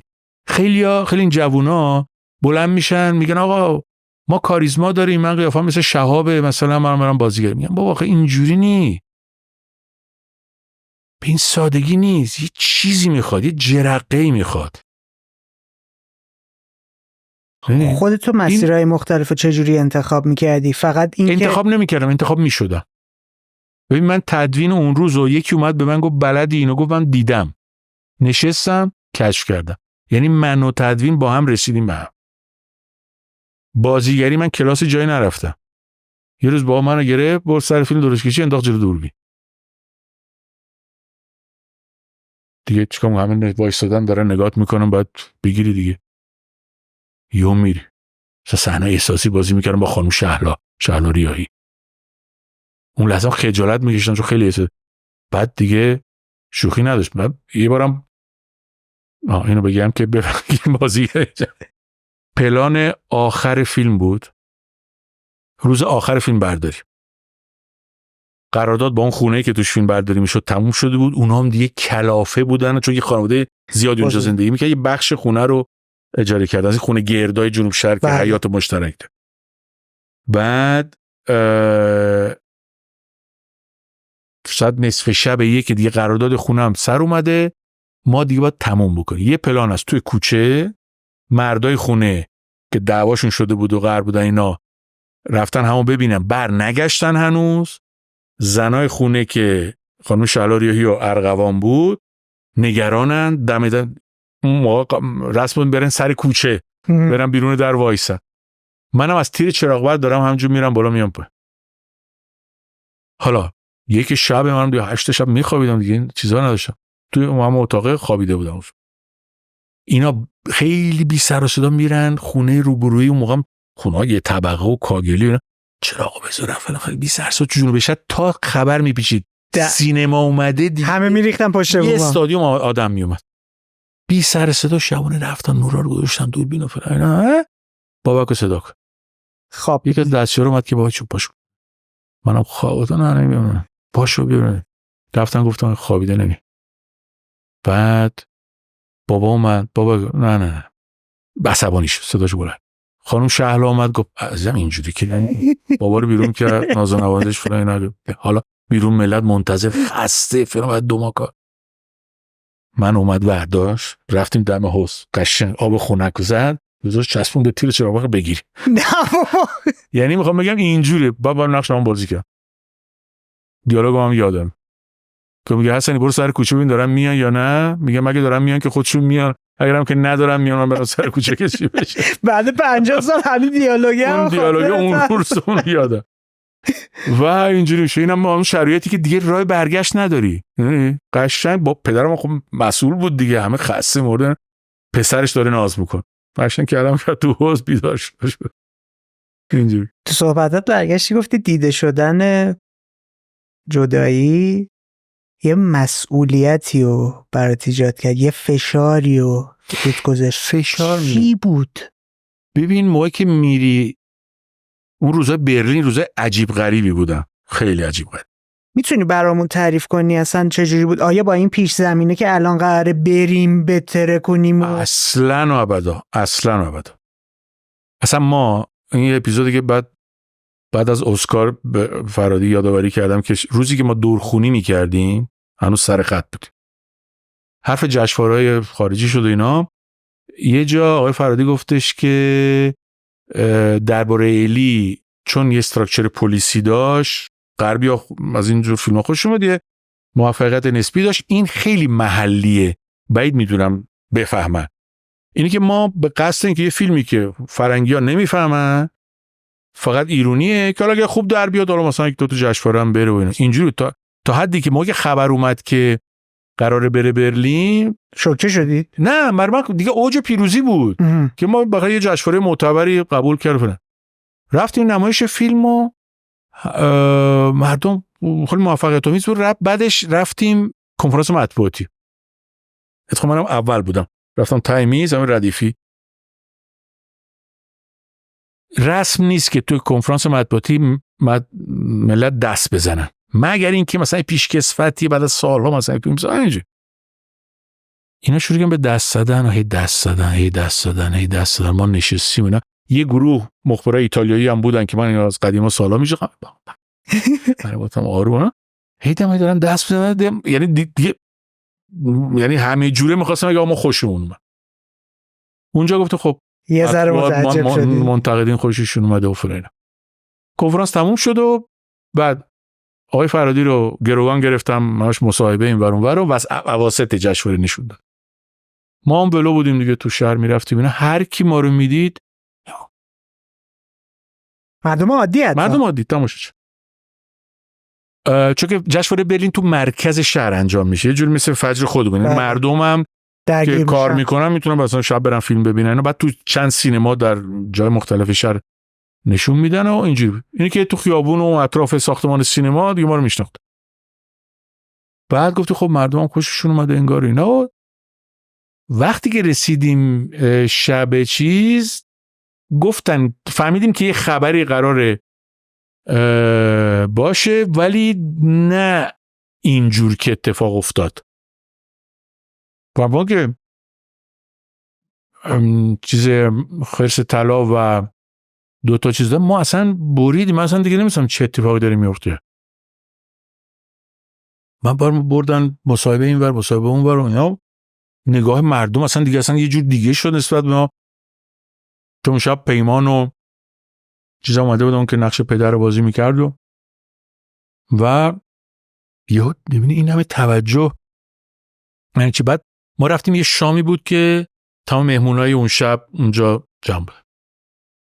خب ما تقریبا آخر شام رسیدیم دیگه، رفتیم مصاحبه و اینا هم شامشون تموم شد و ما تا رسیدیم حالا میز ما اونور یهو همه برگشتن باریدن و همه دست زدن. ما تشکر کردیم و ردیف خود جشنواره فیلم سازا بودن تو. آره دیگه، فیلم سازا تا اونا که تو اختتامیه داشتیم میرفتیم سرجام و بغل هر کسی رد میشدیم مثلا کت میدیم یه برگشتم وین وندرز نمیدونم ایزابل روسلی تمام کسایی که ما یه عمر همش اینجوری نگاه مثل قاسمان خراش همه داشتم الان و اون تیکه آخری که تا برسم اونجا واقعا پام لرزید. یعنی اصلا دیدم چی ماجرا. خیلی طول کشید تا بتونم حذف کنم چی شد. حالا به این فکر کردی اگه مثلا به جای 51 سالگی این چیزی که الان داری تعریف میکنی و توی 31 سالگی تجربه کرده بودی چه اتفاقی برات میافتاد؟ خوشحالم که نشد. چرا؟ برای اینکه خیلی راحت به یه طلس در حد اون 24 ساعتی که اونجا هستی و همه بچه و فلان و عکس و فلان تا اون قدش خوبه. بعد باورت بشه باختی. چی باورت بشه؟ که تو دیگه رسیدی و که تو یه پخی هستی. آره دیگه. چرا این حرفو میزنی؟ برای که همونجا میفته. از چه باورت؟ ببین تمام کوهنوردا اون قدمی باعث سقوطشون میشه که فکر میکنم مطمئنه. محکم پاشو میذاره. همون. چه مثال قشنگی زدی. همون قدم است. توی اینجور چیزا این جشنواره ها و جایزه اینا خیلی خیلی خیلی خیلی گولزنکه. خیلی گولزنکه. مثل قلعه حشاشینه. در حد همون 2 روزایی که اونجا هستی اوکی. بعد دیگه باید فراموش کنی. و خیلی سخت بود. یعنی من همونجا اصلا اینقدر چیز شده بودم، هایپر شده بودم که اتفاقا یه اتفاقی افتاد. میگی کائنات. آره اینجاش قشنگه. چون مراسم همه دیدم. فرداشو نمیدونم. ما فرداش من قبل برگردم روم، بچه‌ها میومدن تهران. اونا یه ونی اومد و جمعشو کرد و رفتن و خداحافظی کردیم. منم با اینترنت هتلم پس داده بودیم. و اون روزا کارت بانکی منم اونجا نمیدونم چی بود کار نمیکرد. من از خانم میرشب پول قرض کرده بودم، 50 یورو پول قرض کرده بودم. این که نه پول هتل داشتم نه هیچ. پول نقدت هم فقط همون 50 یورو. داشتم اینترنت بازی میکردم و یهو فکر کردم که من پروازم ساعت 17 یا 7. ساعت چند بود اون وقت؟ رفتم بلیطو کنترل کردم دیدم 17 بود 5. سری تاکسی رسیدم و فرودگاه کوچیکم بود از این پروازهای لوکوست. رسیدم دیدم دیره دیگه. حالا سرمای وحشتناک. یارو گفت برلین فوریه است دیگه. آره. بادی میومد یا پالتو و اینا باد رد میشه قشنگ رو تن تست میکردی. اصلا من تا حالا هم تجربه نداشتم باد انقدر رد بکنه چند لایه لباس. بعد گفتم چیکار کنم؟ گفت پرواز بعدی 7 صبح فرداست. هتلم که تحویل داده بودی؟ هتلو که پس دادم. یه دوستی داشتم که یه شب رفتم خونهش، بعد ما با مترو رفتیم، اصلا نمی‌دونم کجای شهره.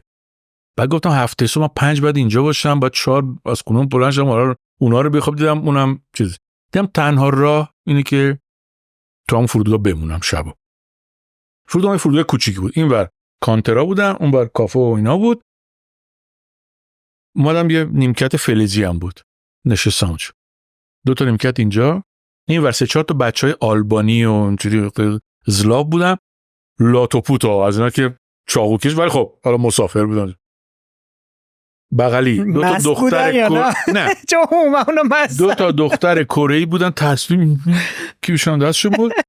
من بودم این وریه زوج تازه ازدواج کرده، 2 تا از این کارتون خوابای مستای کلوشار آلمانی ریش مثلا تیپیک اینا که تو نقاشی می‌بینی نشسته بودن، اون پشت تکیه داده بودن به شیشه بیرونم سر داشت. یواشاش کانترا خاموش شدن، کافه خاموش کردن چون فرودگاه دیگه پروازاش تموم شد. پلیس اومد گفت شما چرا اینجا؟ گفتم ما فردا صبح. گفت خیلی خوب شما ببینید این 2 تا رو بیرون کردن، فرودگاه رو بستن، ما موندیم اینجا. چمدون رو چرخ، کوله پشتیمو گذاشتم زیر سرم، روی نیمکت فلزی پالتوام بستم. گفتم ما بعد جشنواره بود دیگه، فرداش بود دیگه، فرداش تازه فردا شبش. گفتم دیشب کجا بودی؟ امشب کجایی؟ و اون اپیزود خب 5 صبح بیدار شدم، خسته، تمام بدن درد فلان، رو آهن خوابیدم. رفتم صبحونه خوردم و پروازو گرفتم و اینجوری خمیده اومدم رو. ولی این اتفاق باعث شد که من قشنگ بادم خوابید. یعنی کائنات گفت آقا این زندگیه. اون ماجرای دیشب پریشب اونا دیگه تموم شد. یعنی میتونیم بگیم که قبل و بعد از این اتفاق دیده شدن و ترکیدن و تبدیل به ستاره بین‌المللی شدن، منظورمه، هیچ تفاوتی در بابک کریمی ایجاد نکرده. میتونست ایجاد بکنه اگه من جوانتر بودم و نمیتونستم مدیریت کنم، چون خوشبختانه در طول سالها یه سری مورد دیده بودم دوستای خودم که یا مثلا توی ترکوندن و فلان که اینا دیگه جواب سلام من نمیدادن، ما همون میدادی یه جوری چیز میکرد مثلا تو جشنواره مثلا من نمیشم. و همش گفتم به این قیمت، یعنی موفقیت اینا به این قیمت. ما با هم گشنگی کشیدیم، شب زنده داری کردیم، این حالا دیگه یه جوری رد میشه انگار من ندیدی. هیچ وقت الگوی من نشدن این آدما. ولی میگم اون شب این اتفاق فرودگاه اگه نمیافتاد، خب من برمیگشتم را که بازیگر فلانم بهترین بازیگری جشنواره برلین گرفتیم و فلان. اینا رو اصلا باید فراموش کنی کاملا. میتونه آدم فراموش کنه؟ باید فکر کنی که جایزه مال یه رفیقت بود. من اینجوری حل میکنم همیشه. مریضه نمیتونست بره، تو رفتی جایزه رو گرفتی، رفتی بهش دادی بهش. مال فرانیچ. در به این فکر کردی که بگی ای کاش این اتفاق نمیافتاد؟ نه ولی بار مسئولیتش هم حس کردم. موقع که با یه فیلم مثل جدایی نادر از سیمین یهو میری تو ویترین، باید مواظب انتخابات بعدیت هم باشی. این اون چیزیه که میگی مسئولی. اون وقت بابک ماجراجویی که همش دوست داره بره کشف و شهود کنه، این براش حکم خب کشف و شهود رو میتونی در یک لول با کیفیت بکنی. بعد خب یه سری فیلمان بازی کردم که خوشم نمیاد، یعنی در نیومد اون چیزی که میخواستیم یا فکر میکردم بشه، ولی الان میتونم بگم آقا ارزش ساختشو داشت. امتحان کردیم. یعنی من 1.5 سال نقشای مشابه اون بازپرس رو بهم پیشنهاد میکردن که رد میکردی. آره دیگه، چون معلومه ندیدم. من برای من کاری نداشت برم همونو تا ابد تکرار بکنم، کاری نداشت. ولی وسوسه‌ت نمیکرد؟ نه، برای اینکه اینم من میگم سن بالا خوبیش اینه که من دیدم آدمایی که با یه نقش میتره کنن 10 تا نقش دیگه اونجوری بهشون پیشنهاد میکنن، خونه لباسونشون میخرن، استخر و فلان و ماشین شاسو همه، بعد تموم میشه. خسته کننده میشه. موردای زیادی داریم اینجوری تو همه جای دنیا. در مورد این صحبت کردیم که هنرمند باید بتونه احساسات رو انتقال بده، منتقل کنه به بیننده و اینجا هنره داره اتفاق میفته. خب برمیگردم به کارنامه کاری خودت. نقش قاتل بازی کردی.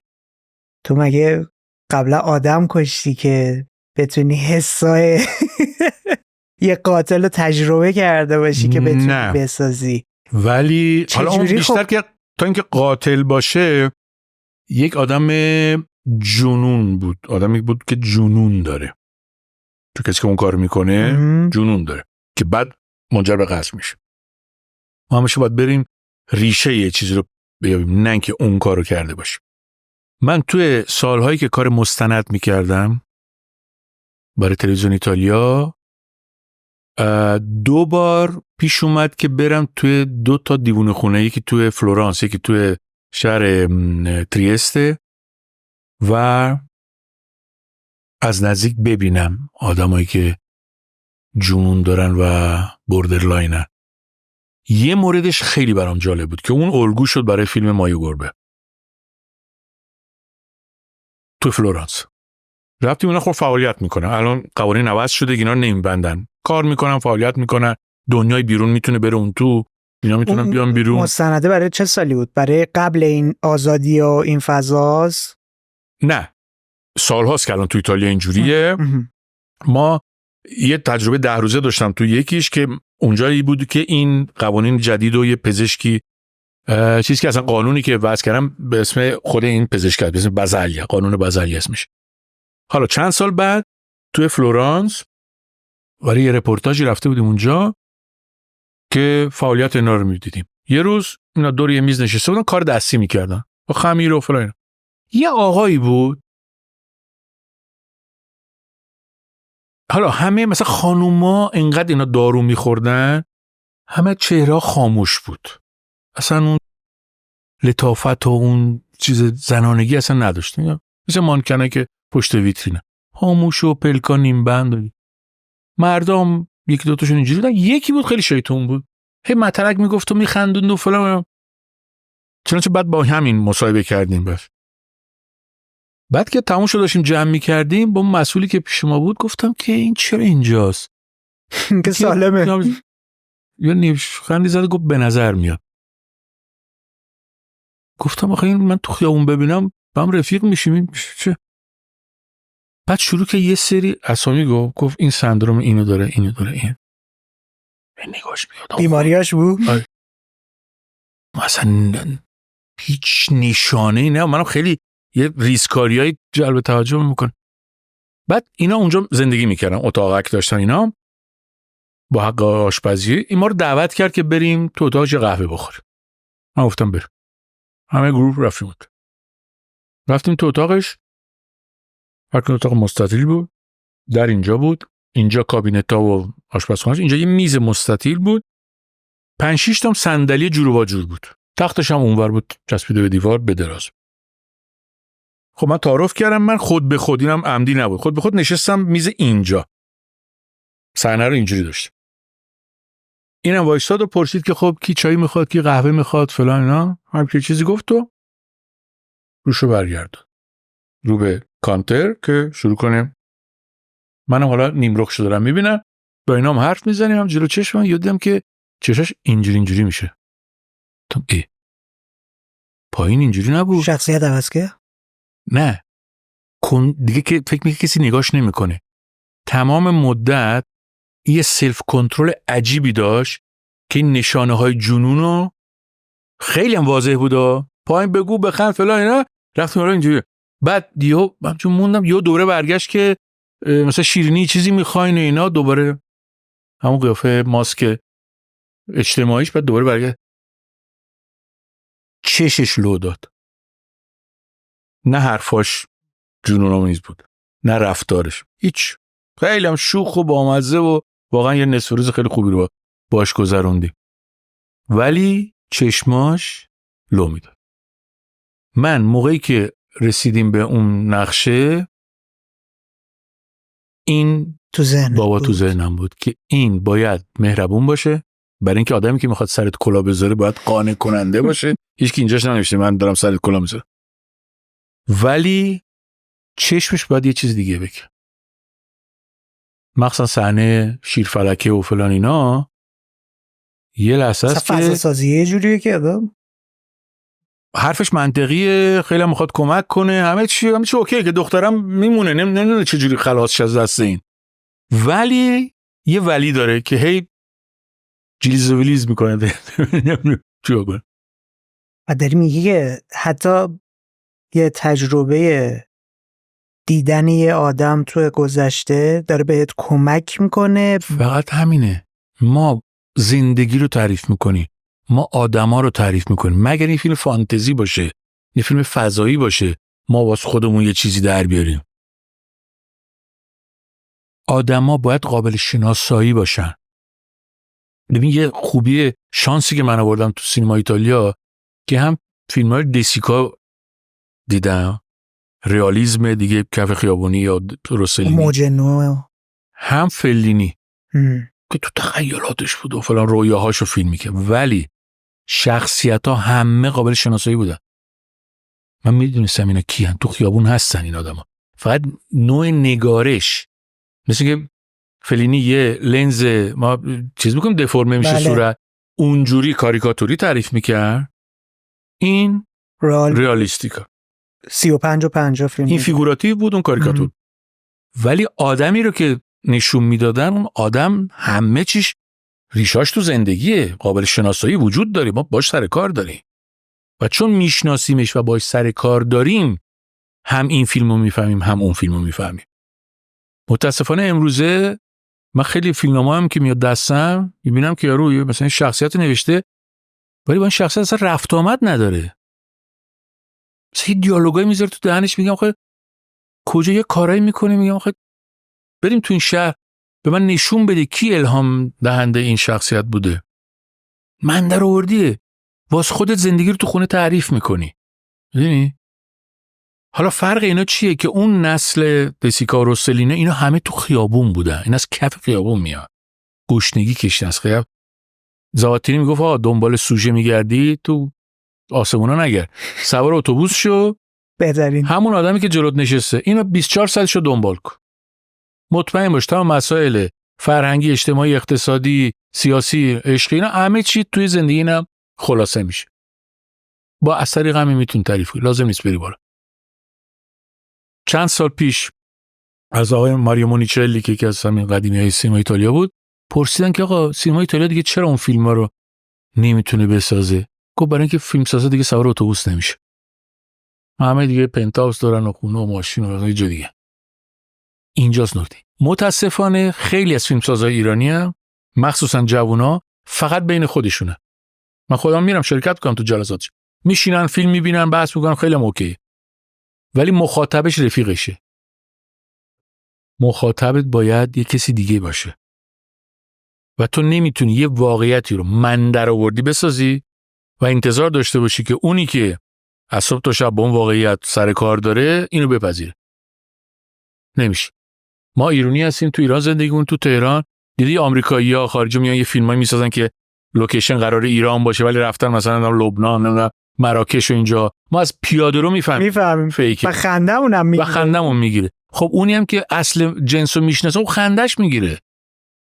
اون که تو میخوای چیزی تعریف کنی اصلا وجود خارجی نداره یا واس خودت تعریف کرد. میدونی اینا با شخصیتایی که مینویسن رفت آمد ندارن، اغلب، نمیگم همش. خودت تو کوچه خیابونم پس میری اگر اینطوری باشه دیگه، برای اینکه بتونی اون نشونه ها رو کشف کنی. و من همش هم بازار میرم. یه زمانی خیلی مترو و اتوبوس رو من وسیله نداشتم، من تنها وسیله‌ام مترو اتوبوس بود یا پیاده روی خیلی طولانی.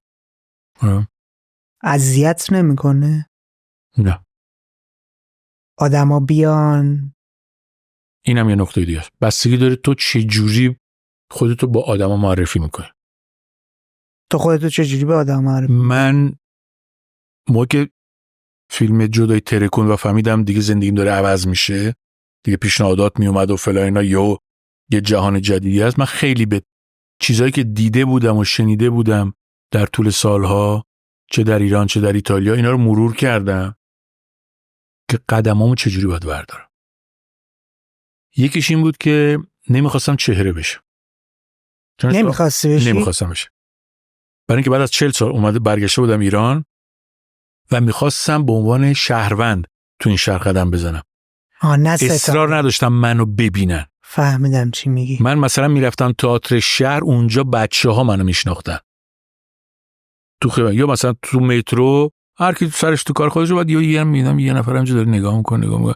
منم میفهمیدم تو شک که مثلا میشناسه. در همین حد بود. واقعا 1 در 1000 بود. بعد ریز هی بیشتر. تا اینکه بعد از فیلم فروشنده ماسکن برگشتیم، من از خونه اومدم بیرون، اومدم سر کوچه با یه خانم میانسالی درست نبش پیاده رو خوردیم به هم. تا خوردیم، من گفتم ببخشید. گفت تبریک میگم آقای کریم. گفتم دیگه رسیدن دم خونه. و همیشه انتخابم جوری باشه که حتی اگه فیلم در نیومد، که خیلی وقتا به هزار دلیل میتونه در نیاد، ارزش ساختنشو داشته باشه. یعنی تماشاچی که از خونه پا میشه با دوستاش برو فلان صف فلان، یه چیزی دستش بدی، یک احترام به تماشاچیه که میتونه خنده باشه، میتونه یه تفکر باشه، یه سوالی باشه، هرچی، ولی نیاد بیرون بگه خب که چی. من این وسواس رو موقع خوندن فیلمنامه خیلی دارم، خیلی دور میریزم. مسلماً این سالهای اول جواب نداد، یعنی کسی متوجه ماجرا نشد. ریز جوابشو داد. یعنی خیلی بعد میگه آقا کریم من چون شما بودی رفتم فیلم دیدم، چون میدونم که شما هر فیلمی رو نمیری، پس دیدم اگه شما هستین پس ارزش دیدنشو داره. یعنی بعد از 10 سال، 12 سال این سیاست شروع کرد به جواب دادن. واکنش مردمم همینجوری.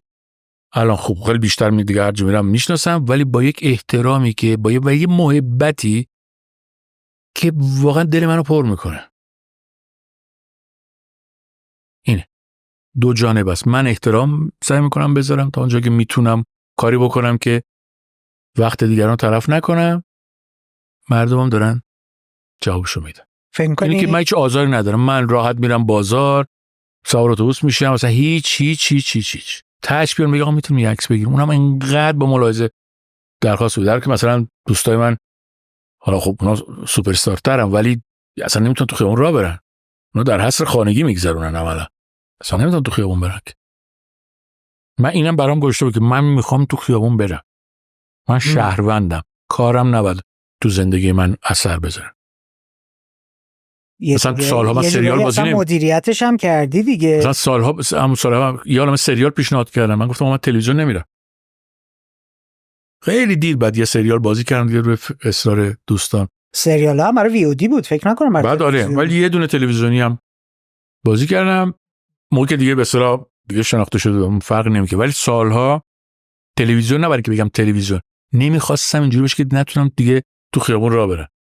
میخوام خودم برم خرید، خودم برم جایی که برم اینجوری پیاده روی کنم، نگاه کنم. اینم فکر کنم از خروجی‌های تو سن بالا دستاورده رو پیدا کردن است دیگه. یعنی یک رمز پدر منم اینجوری بود، در اوج شهرتش خودش میرفت بازار خرید میکرد. هم میشناختم، با هم حرف میزد. اینشو خیلی دوست داشتم. تو خونه چه می‌دونم آدمای روشنفکر اون زمان میبدن و همون بحثای روز در یه لول انجام میشد، با کف خیابون یا میرفتیم تره بار با ادبیات دیگه بود، ولی مسئله هم بود.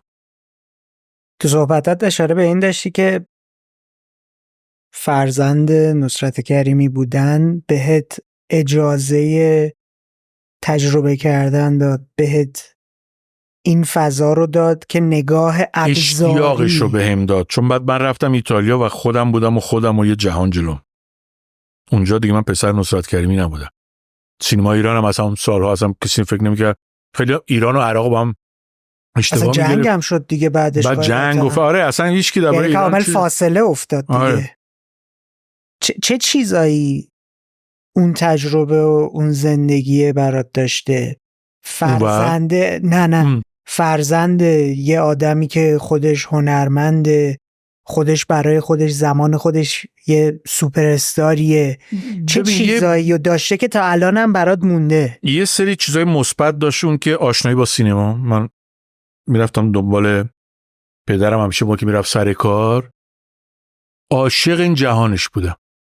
من خیلی کم تو کوچه با بچه‌ها هم قدم بازی میکردم، تا اونجا که میشد اگه مدرسه نداشتم میرفتم دنبال پدرم. حتی جلسات سندیکای هنرمندان که یه چیز خیلی کسل کننده بود، میشستن یه جای سیگار میکشیدن در این مسائلی حرف میزدن که مثلا نمیفهمیدم، ولی فلانی مثلا فلان بازیگر بود.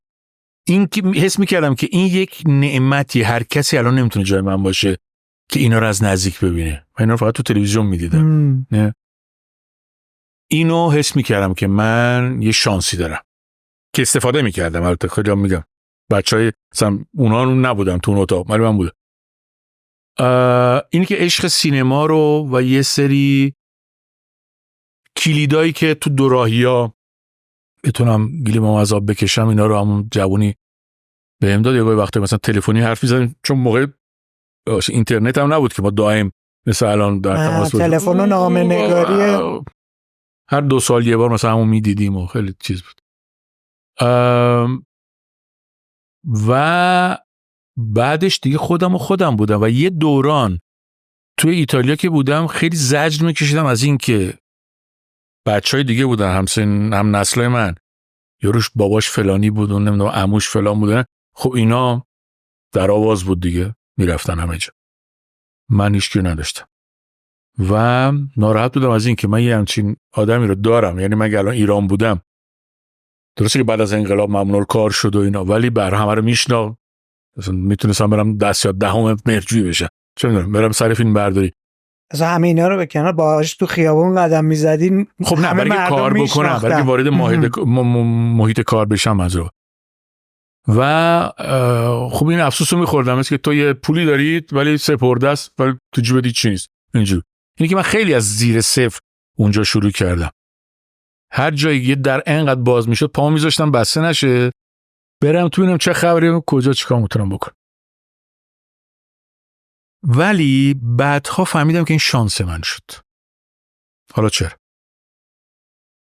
من هر کاری که اونور کردم اصلا خوب و بدشو کار ندارم، تمام کار کردم، فقط و فقط مدیون توانایی و استعداد خودمه، شانسم را هرچی کس.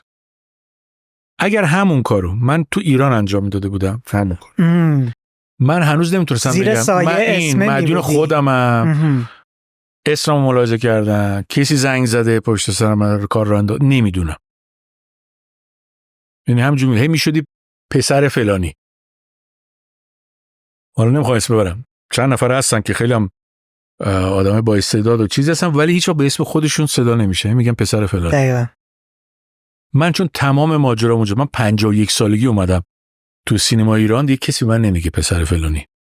اصلا ممکنه کسی ندونه یا نه میدونن ولی نمیگن چون تو پسر فلانی هستی داری فیلم بازی داشتی. یعنی من رزومه اون ور خودش فرق. چیزی تو ذهنت مونده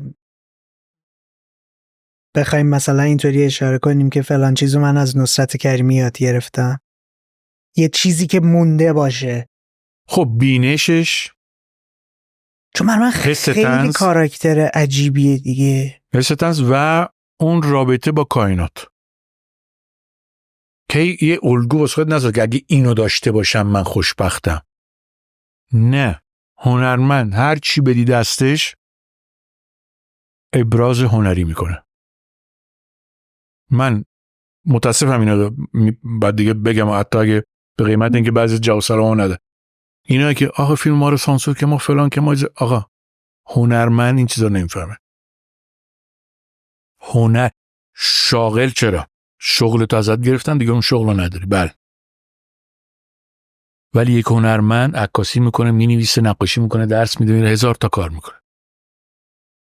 کیارستمی 1000 تا کار میکنه با وجودی که میتونست همچنان مثلا یه فیلم رو تکرار بکنه. فرمول ببین اون یه بار یکی ازم پرسید آقا جوانترین و درخشانترین ذهن جوان سینما ایران که؟ گفتم کیارستمی. هنوز ریسک میکنه، هنوز میره پاشو میذاره توی زمینهایی که تا موقع نذاشته بود، در که میتونست هم فرمول خانه دوست و فلان اینا تا ابد تکرار.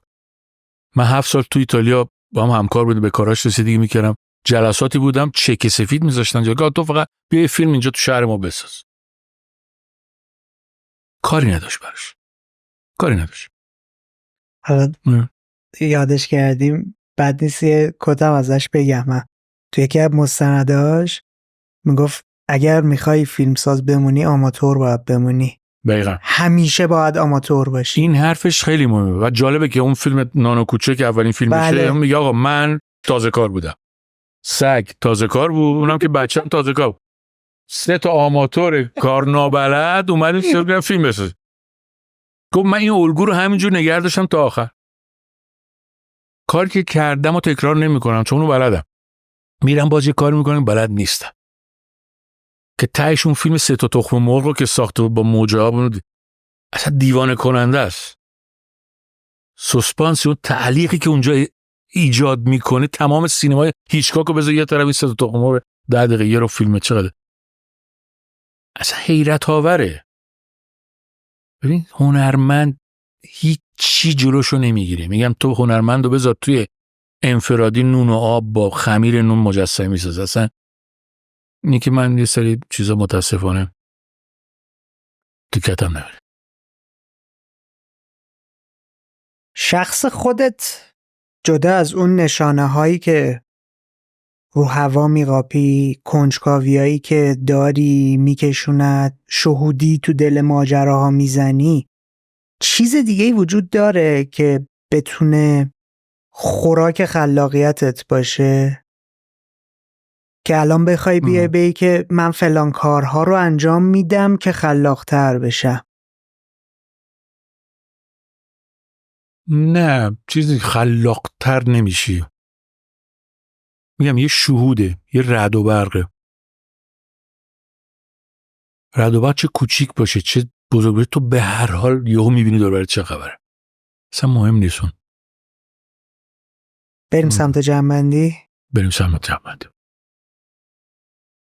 تو این گفتگویی که با هم داشتیم من متوجه شدم که کوزی کورنرت یک موقعیت زمانی یا مکانی خاص نیست. وقتی که یک موضوعی تو ذهنت ایجاد میشه، باهاش یه درگیری رو پیدا میکنی، هر لحظه ممکنه به قول خودت یه رعد و برقی بزنه، یک ایده‌ای تو ذهنت شکل بگیره. حالا ممکنه توی مترو وقتی 2 نفر دارن یه گفتگویی با هم انجام میدن از تو دل صحبت اونا باشه، ممکنه زمانی که پشت فرمونی داری رانندگی میکنی باشه. هر جا و هر لحظه و هر مکان ممکنه برای تو جرقه‌ای باشه تا بتونی اون ایده رو شکار کنی. در مورد این صحبت کردیم. خب چه چیزی وجود داره که این ایده ها داره میاد؟ متوجه شدیم یک نگاه جستجوگری رو داری، دائم در حال نظاره نشونه هایی که نشانه ها رو ببینی و به قول خودت گاهی اوقات ممکنه یقه به پیرنت هم گرفته باشن، خود اونا تو رو کشونده باشن وسط ماجراهای جدیدی ورود کنی. حتی جالبه، برای مثال تعریف کردی که یک سفر نصف روزه از تهران به رشت برات 6 روز طول کشیده، چون نشانه های مختلف تو رو هل میداده به سمت تجربه کردن و رفتن مسیرهایی که هیچی نمیدونستی.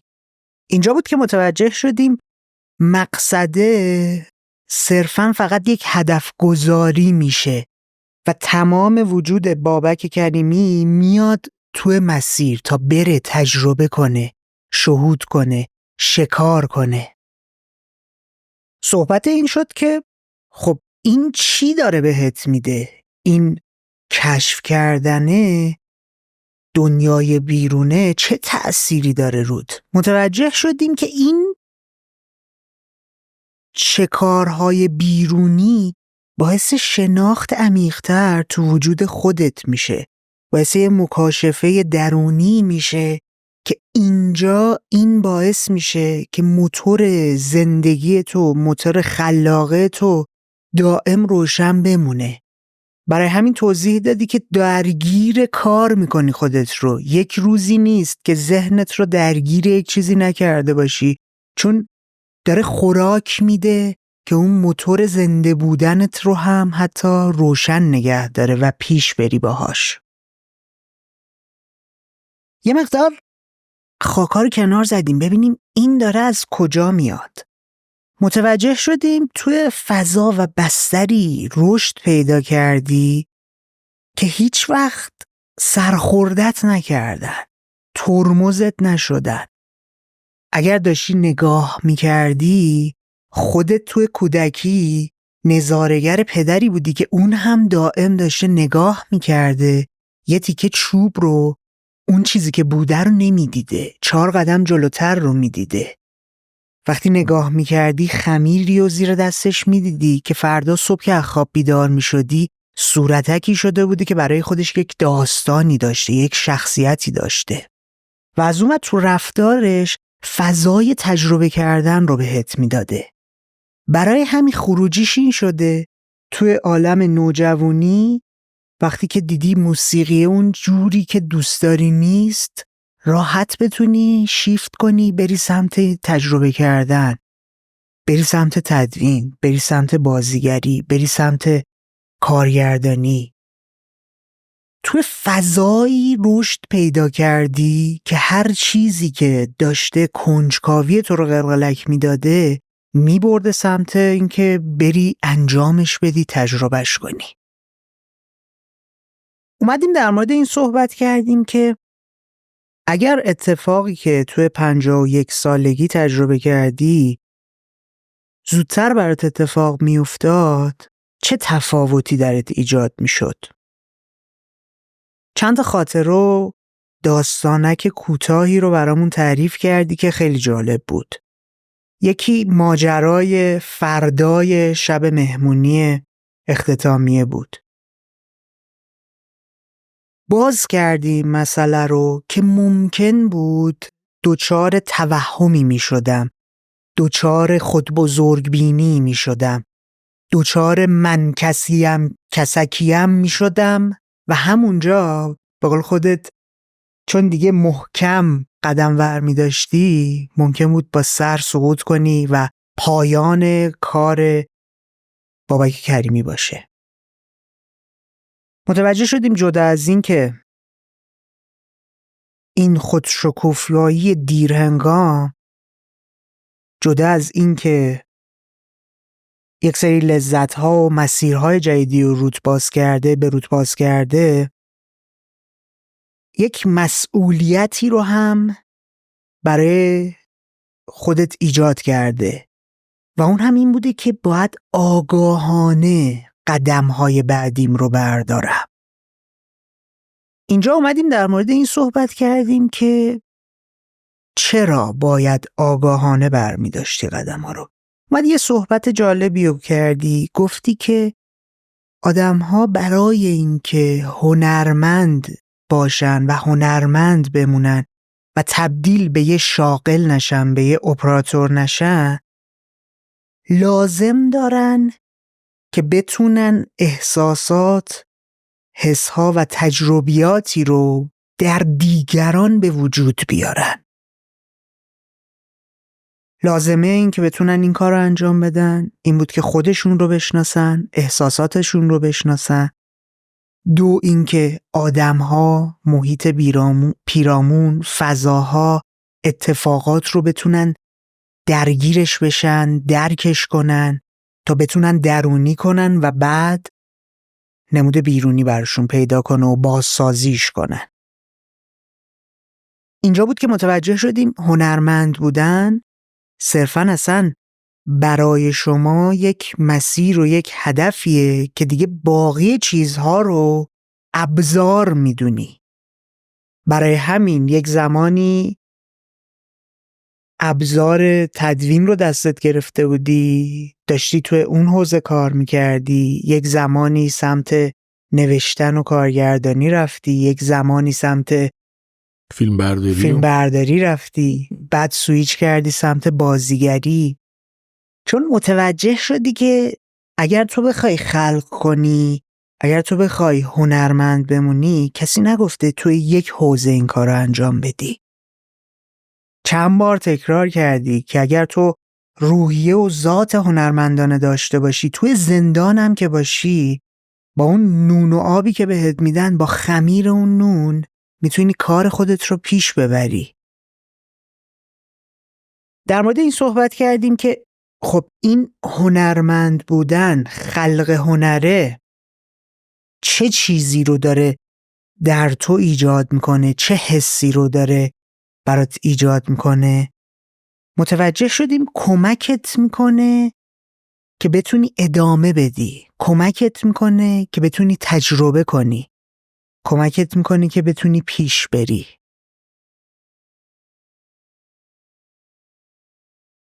در مورد چیزای پیرامونی دیگه هم صحبت کردی، مثل اینکه یک هنرمند اگه بخواد واقعاً ادامه بده، به روز بمونه، واقعی بمونه، باید از کف خیابون، از جنس جامعه باشه. توی گده‌های کوچیک روابط محدود داشتن، موندن باعث میشه که آدم هی تکرار کنه. در مورد این صحبت کردیم که چرا بعضی ها میفتن رو دور تکرار چیزهایی که جواب داده و گیر میکنن توی یه حفره هایی توی موفقیت. به نظر چیزی از قلم افتاده که ما به این مرورمون اضافه کنیم؟ ببین، هدف یک هنرمند فقط لذت هنریش، فقط لذت هنریش. برای همین آدم میتونه راحت ابزار عوض بکنه، چون یه جایی یه ابزاری میتونه یه چیزایی از خودتو بکشی بیرون، بعد دیگه تموم میشه. بعد میبینی مثلا کلام خیلی دستتو باز میذاره یا مثلا امکانات دیگه بهت میده، تصویر یه چیز دیگه میده، نقاشی، اینا. اون لذت هست. فقط و فقط یک هنرمند، من همیشه برای خودم این قاعده رو میگم، فرض کنیم که یه فیلم بهم پیشنهاد کنن که قرار قواعد سینما رو اصلا عوض بکنه و یه پول هنگفتی هم بهم بدن، ولی دکتر رو من گفته تو یه ماه بیشتر زنده نیست. خب من نه وقت میکنم پول رو خرج کنم، نه وقت میکنم نتیجه فیلم رو ببینم، هیچ. پس از اون تجربه چی میمونه برای من؟ همون روزایی که میریم سر صحنه. و چون یه ماه آخر زندگیمه، هر روزش یه سکه طلاست برای من. با هر کسی نمیتونم اینو خرج کنم. دورم نمیخوام بریزم. ارزش داره. یا باید ارزشمندش بکنم. پس اون تجربه رو باید فکر کنی که آخرین تجربه زندگیته، نتیجهش هم نمیبینی. هنرمند از این لذت بره. این که این امکانو داره که اون لحظه اون کارو که دوست داره انجام بده. نه برای پول، نه برای شهرت، چون وقت نمی‌کنی اصلا اینا رو ببینی. اینا ممکنه باشه، ممکنه نباشه. میگم اتفاقا اگه باشه بدتر میشه، برای اینکه تو از اون ابعادی که هستی میای بیرون. از اون ابعاد بیای بیرون دیگه اون آدم نیستی، یه چیز دیگه ای. حالا ممکنه بهتر شی، ممکنه بدتر شی، ولی دیگه اون نیستی. اون لذت انجام اون کار. داشت. خودت برای بوی خودت صحنه، بوی خاک صحنه است. من از بچگی موقع که میرفتم سر کار با پدر یا موقع که تو ایتالیا میرفتم دستیاری و اینا، فقط برای من مهم بود که این امکانو داشته باشم، اون گوشه وایسم و نگاه کنم، ببینم فلانی ها اون فلانی، ببینم دارن چی کار میکنن. تو فضای بودن، تو فضا، اون فضا منو زنده نگه می‌داشت. هنوزم همینطوره؟ هنوزم همینطوره. آره. الان فضام درونی تر شده. مسلمه که تشکیلات سینمایی برای من دیگه جذاب نیست. به سر فیلم برداری دیگه حفظ. ولی اون مسیری که دارم از درون میرم که هر نقشی باعث بشه یه چیزی از درون خودم بریزم بیرون. چون من همیشه یکی از مشکلات زندگیم ابراز احساسات بوده. من همیشه لال زوج بودم. نمیتونم حرف بزنم. این که بتونم حرف بزنم، تو روی یکی نگاه کنم و ابراز احساساتم، این کار خیلی سخته. چون از بچگی به اون یاد نمیدن این چیزا. دعواها رو میبینیم ها، ولی محبت و چیزا رو نمیبینیم. خب منم نمیتونستم، بلد نبودم. بازیگری این امکانو به من داد که بتونم این ترسم بریزه، بتونم این کار بکنم. مثلا الان این کتابی که دارم مینویسم خیلی برگرفته از زندگی خودمه. غیر ممکن بود من مثلا تا چند سال پیش اصلا فکرشم بکنم که همچین کارو بکنم، که درباره زخمایی که مسیر زندگی رو تعیین میکنه مثلا بتونم کتاب بنویسم. و خیلی از شخصیتایی هم که بازی میکنم، حتی دیالوگا اینا، این دیالوگا اغلب مال خودم میکنم. مثلا اینقدر صفحه دیالوگ میاد، مضمون همونه، ولی میرم این مضمونو من خودم خیلی خلاصه‌تر رو چیزا بعد پیشنهاد میدم اینجا رو، بعد درستش میکنم. خیلی دیالوگا که اغلب هم وایرال میشه اینا چیزا خودمه، از درونیت خودم میاد. یعنی من الان سفر بیرونیمو در سینما، این که بری فیلم ببینی، یاد بگیری، کتاب بخونی، چیز بگی، نمیدونم تجربیات مختلف بکنی با آدما، اینا رو یه جوری اسم میکنم دیگه، نمیگم تموم شده، چون به هر حال همیشه یه چیز جدیدی وجود داره، ولی دیگه اون اصل ماجرا دیگه تموم شده. الان دریچه درونم باز کردم چند وقته و این چیزا داره میاد بیرون. من فعلا در یه سفر درونیم از طریق نوشتن و بازی کردن. یک کلیدواژه‌ای گفتی، زخمای زندگی. بله. چیه اون؟ شروع کتابو میگم. تمام آدما ما که به دنیا میان یه خمیری هستن، مثل یه خمیرن که یه خصوصیاتی داره ولی هنوز فرم نگرفته. برای همینم چند سال اول به طور غریزه با دنیا زندگی میکنه و کارش میکنه، تا اینکه یه روز یه زخمی ایجاد میشه روی این خمیر. اون لحظه هدف، مسیر و عاقبت آدم معین میشه. هدف مرمت کردن این زخمه، مسیر راهیه که فکر میکنی یا میگردی دنبالش میبینی چه جوری میشه به این هدف رسید. عاقبت تکرار همون شرایطی که این زخم ایجاد کرد. زخمی که مسیر، هدف و عاقبت منو شکل داد، یک روز بهاری 1964 کلید خورد. این شروع کتاب. حالا این زخمه چی بوده؟ حالا دیگه کتاب باید بخونی. حالا فصل سومشو دارم میگم. خیلی عالی. فکر کنی باید منتظر باشیم که یه سال دیگه، 2 سال دیگه، چند وقت دیگه بخونیمش؟ آخه یه خودم گرفتارم، یه خودم یه سری چیزا رو موضوعشو دارم، باید بشینم تهنشین بشه، چی میگن، هایلایتش رو پیدا کنم، که تو نمیخوام همینجوری بگم این شد. یه مسیر خاصیه که دارم ادامه میدم. آره. سوال آخر که از همه مهمونا میپرسم، دوست داری این گفتگو رو به کسی تقدیم کنی؟ دوست دارم این گفتگو رو به 2 نفر که متاسفانه نیستن دیگه، پدر و مادرم. خدا رحمتش کنه. که یه جوری مسبب اون زخم بود. واقعا جون دست درد نکنه. مرسی که به کوزی کورنر اومدی. به من که چسبی. منم خیلی ممنونم ازت. قربان. فدای تو. دمت گرم که تا اینجای برنامه همراهمون بودی. همونطور که میبینی یه کار تیمی و کلی آدم براش زحمت کشیدن.